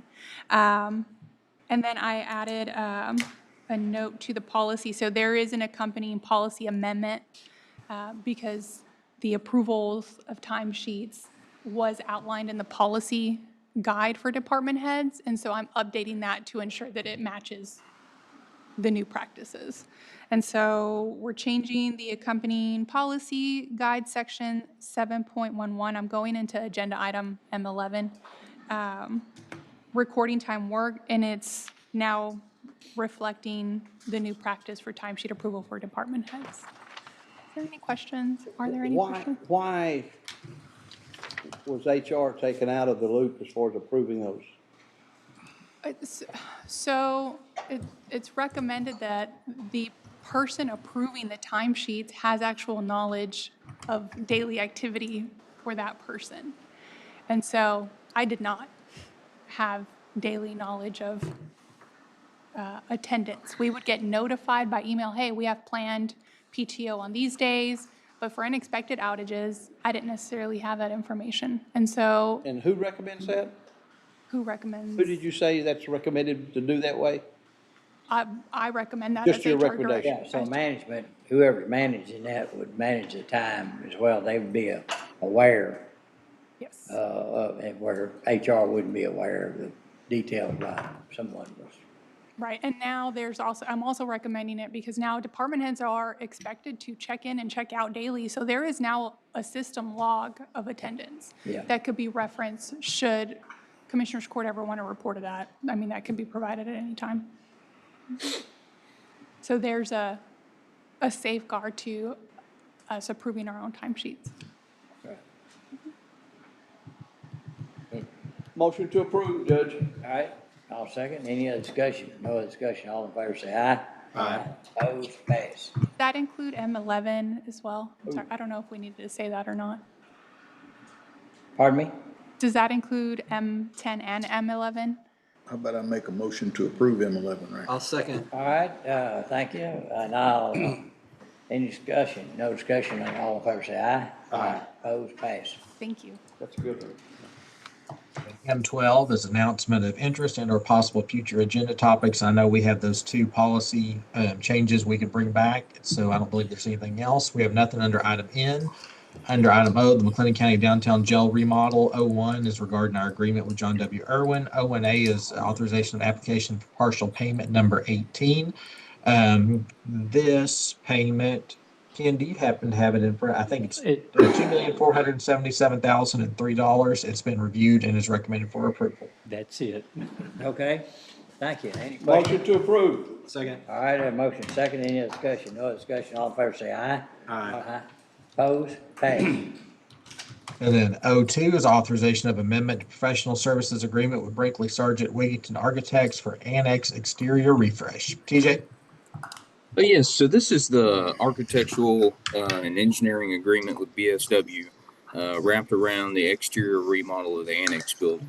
Do keep in mind this does incorporate some of the air conditioner units that feed the fifth floor, as well as some structural increments that follow along with the project. We've reviewed it. Percentage-wise, it looks pretty decent compared to what we've done in the past, so we do recommend it for approval. All right, any questions? I'll make a motion, we approve it. Second. Motion made and second. Any other discussion? No other discussion. All in favor say aye. Aye. Opposed, pass. All right, we can go to item M9, Greater Waco Chamber of Commerce Monthly Economic Development Report for April 2026. Chris?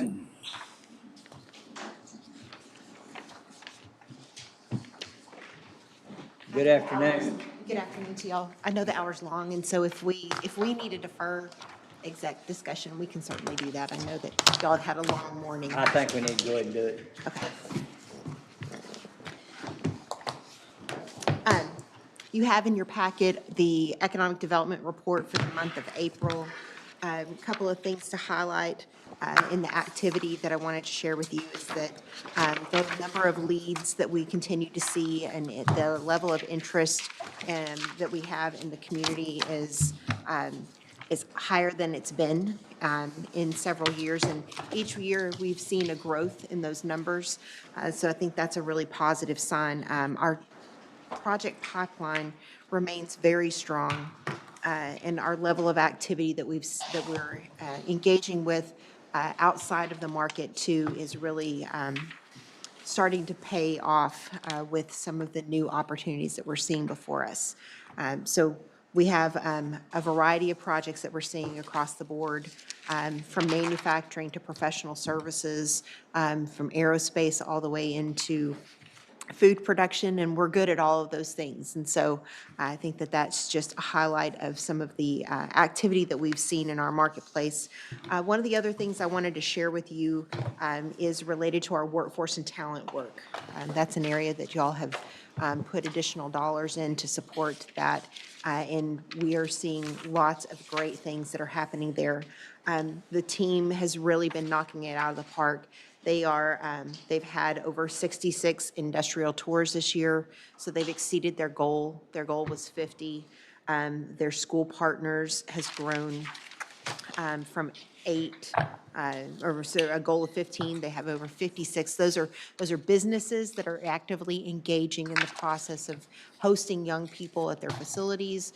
They're hosting interns and externs, which teacher externs. We are kicking off our student internship program this week, and we've seen a number of students that are coming through this year, and I'll be able to report those numbers shortly within the next month or so, both on the student side and the teacher side. The LEAD program we had our graduation in May, but they celebrated 20 years of the LEAD program, which is the Leadership Education and Development Program. It's a mentoring program where business people mentor high school students starting from the sophomore through senior years of high school. And They hit an all-time high in the number of scholarships that they provided this year. They had $104,000 that they provided in scholarships, and which is an amazing thing. And really these are oftentimes first high school graduates in their family.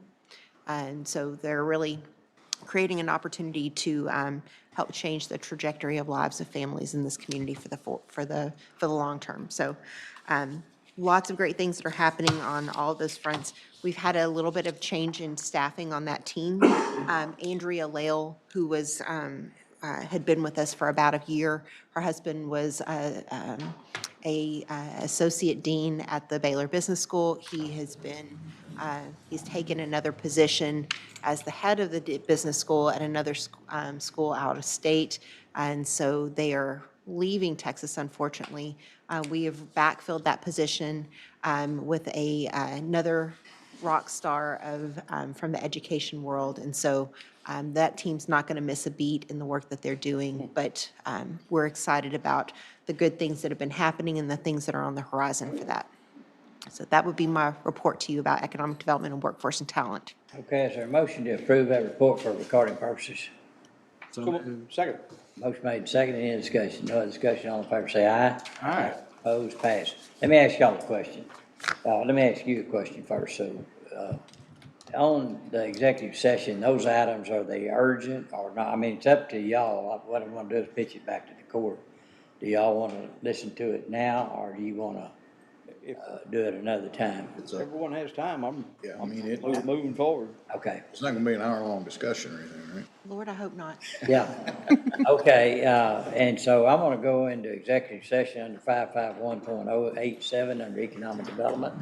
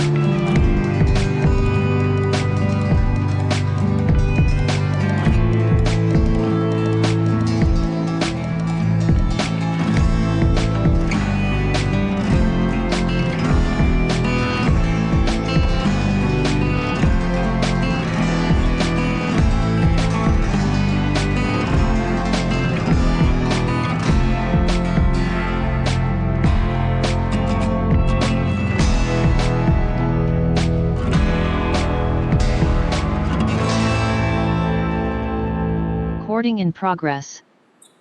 All right, thank you. I want to call court back into session. We just got out of executive session, to talk about economic development and just reviewed some opportunities that might be out there in the future, and there's no action needed. If there's not anything else to come before the court, we stand adjourned.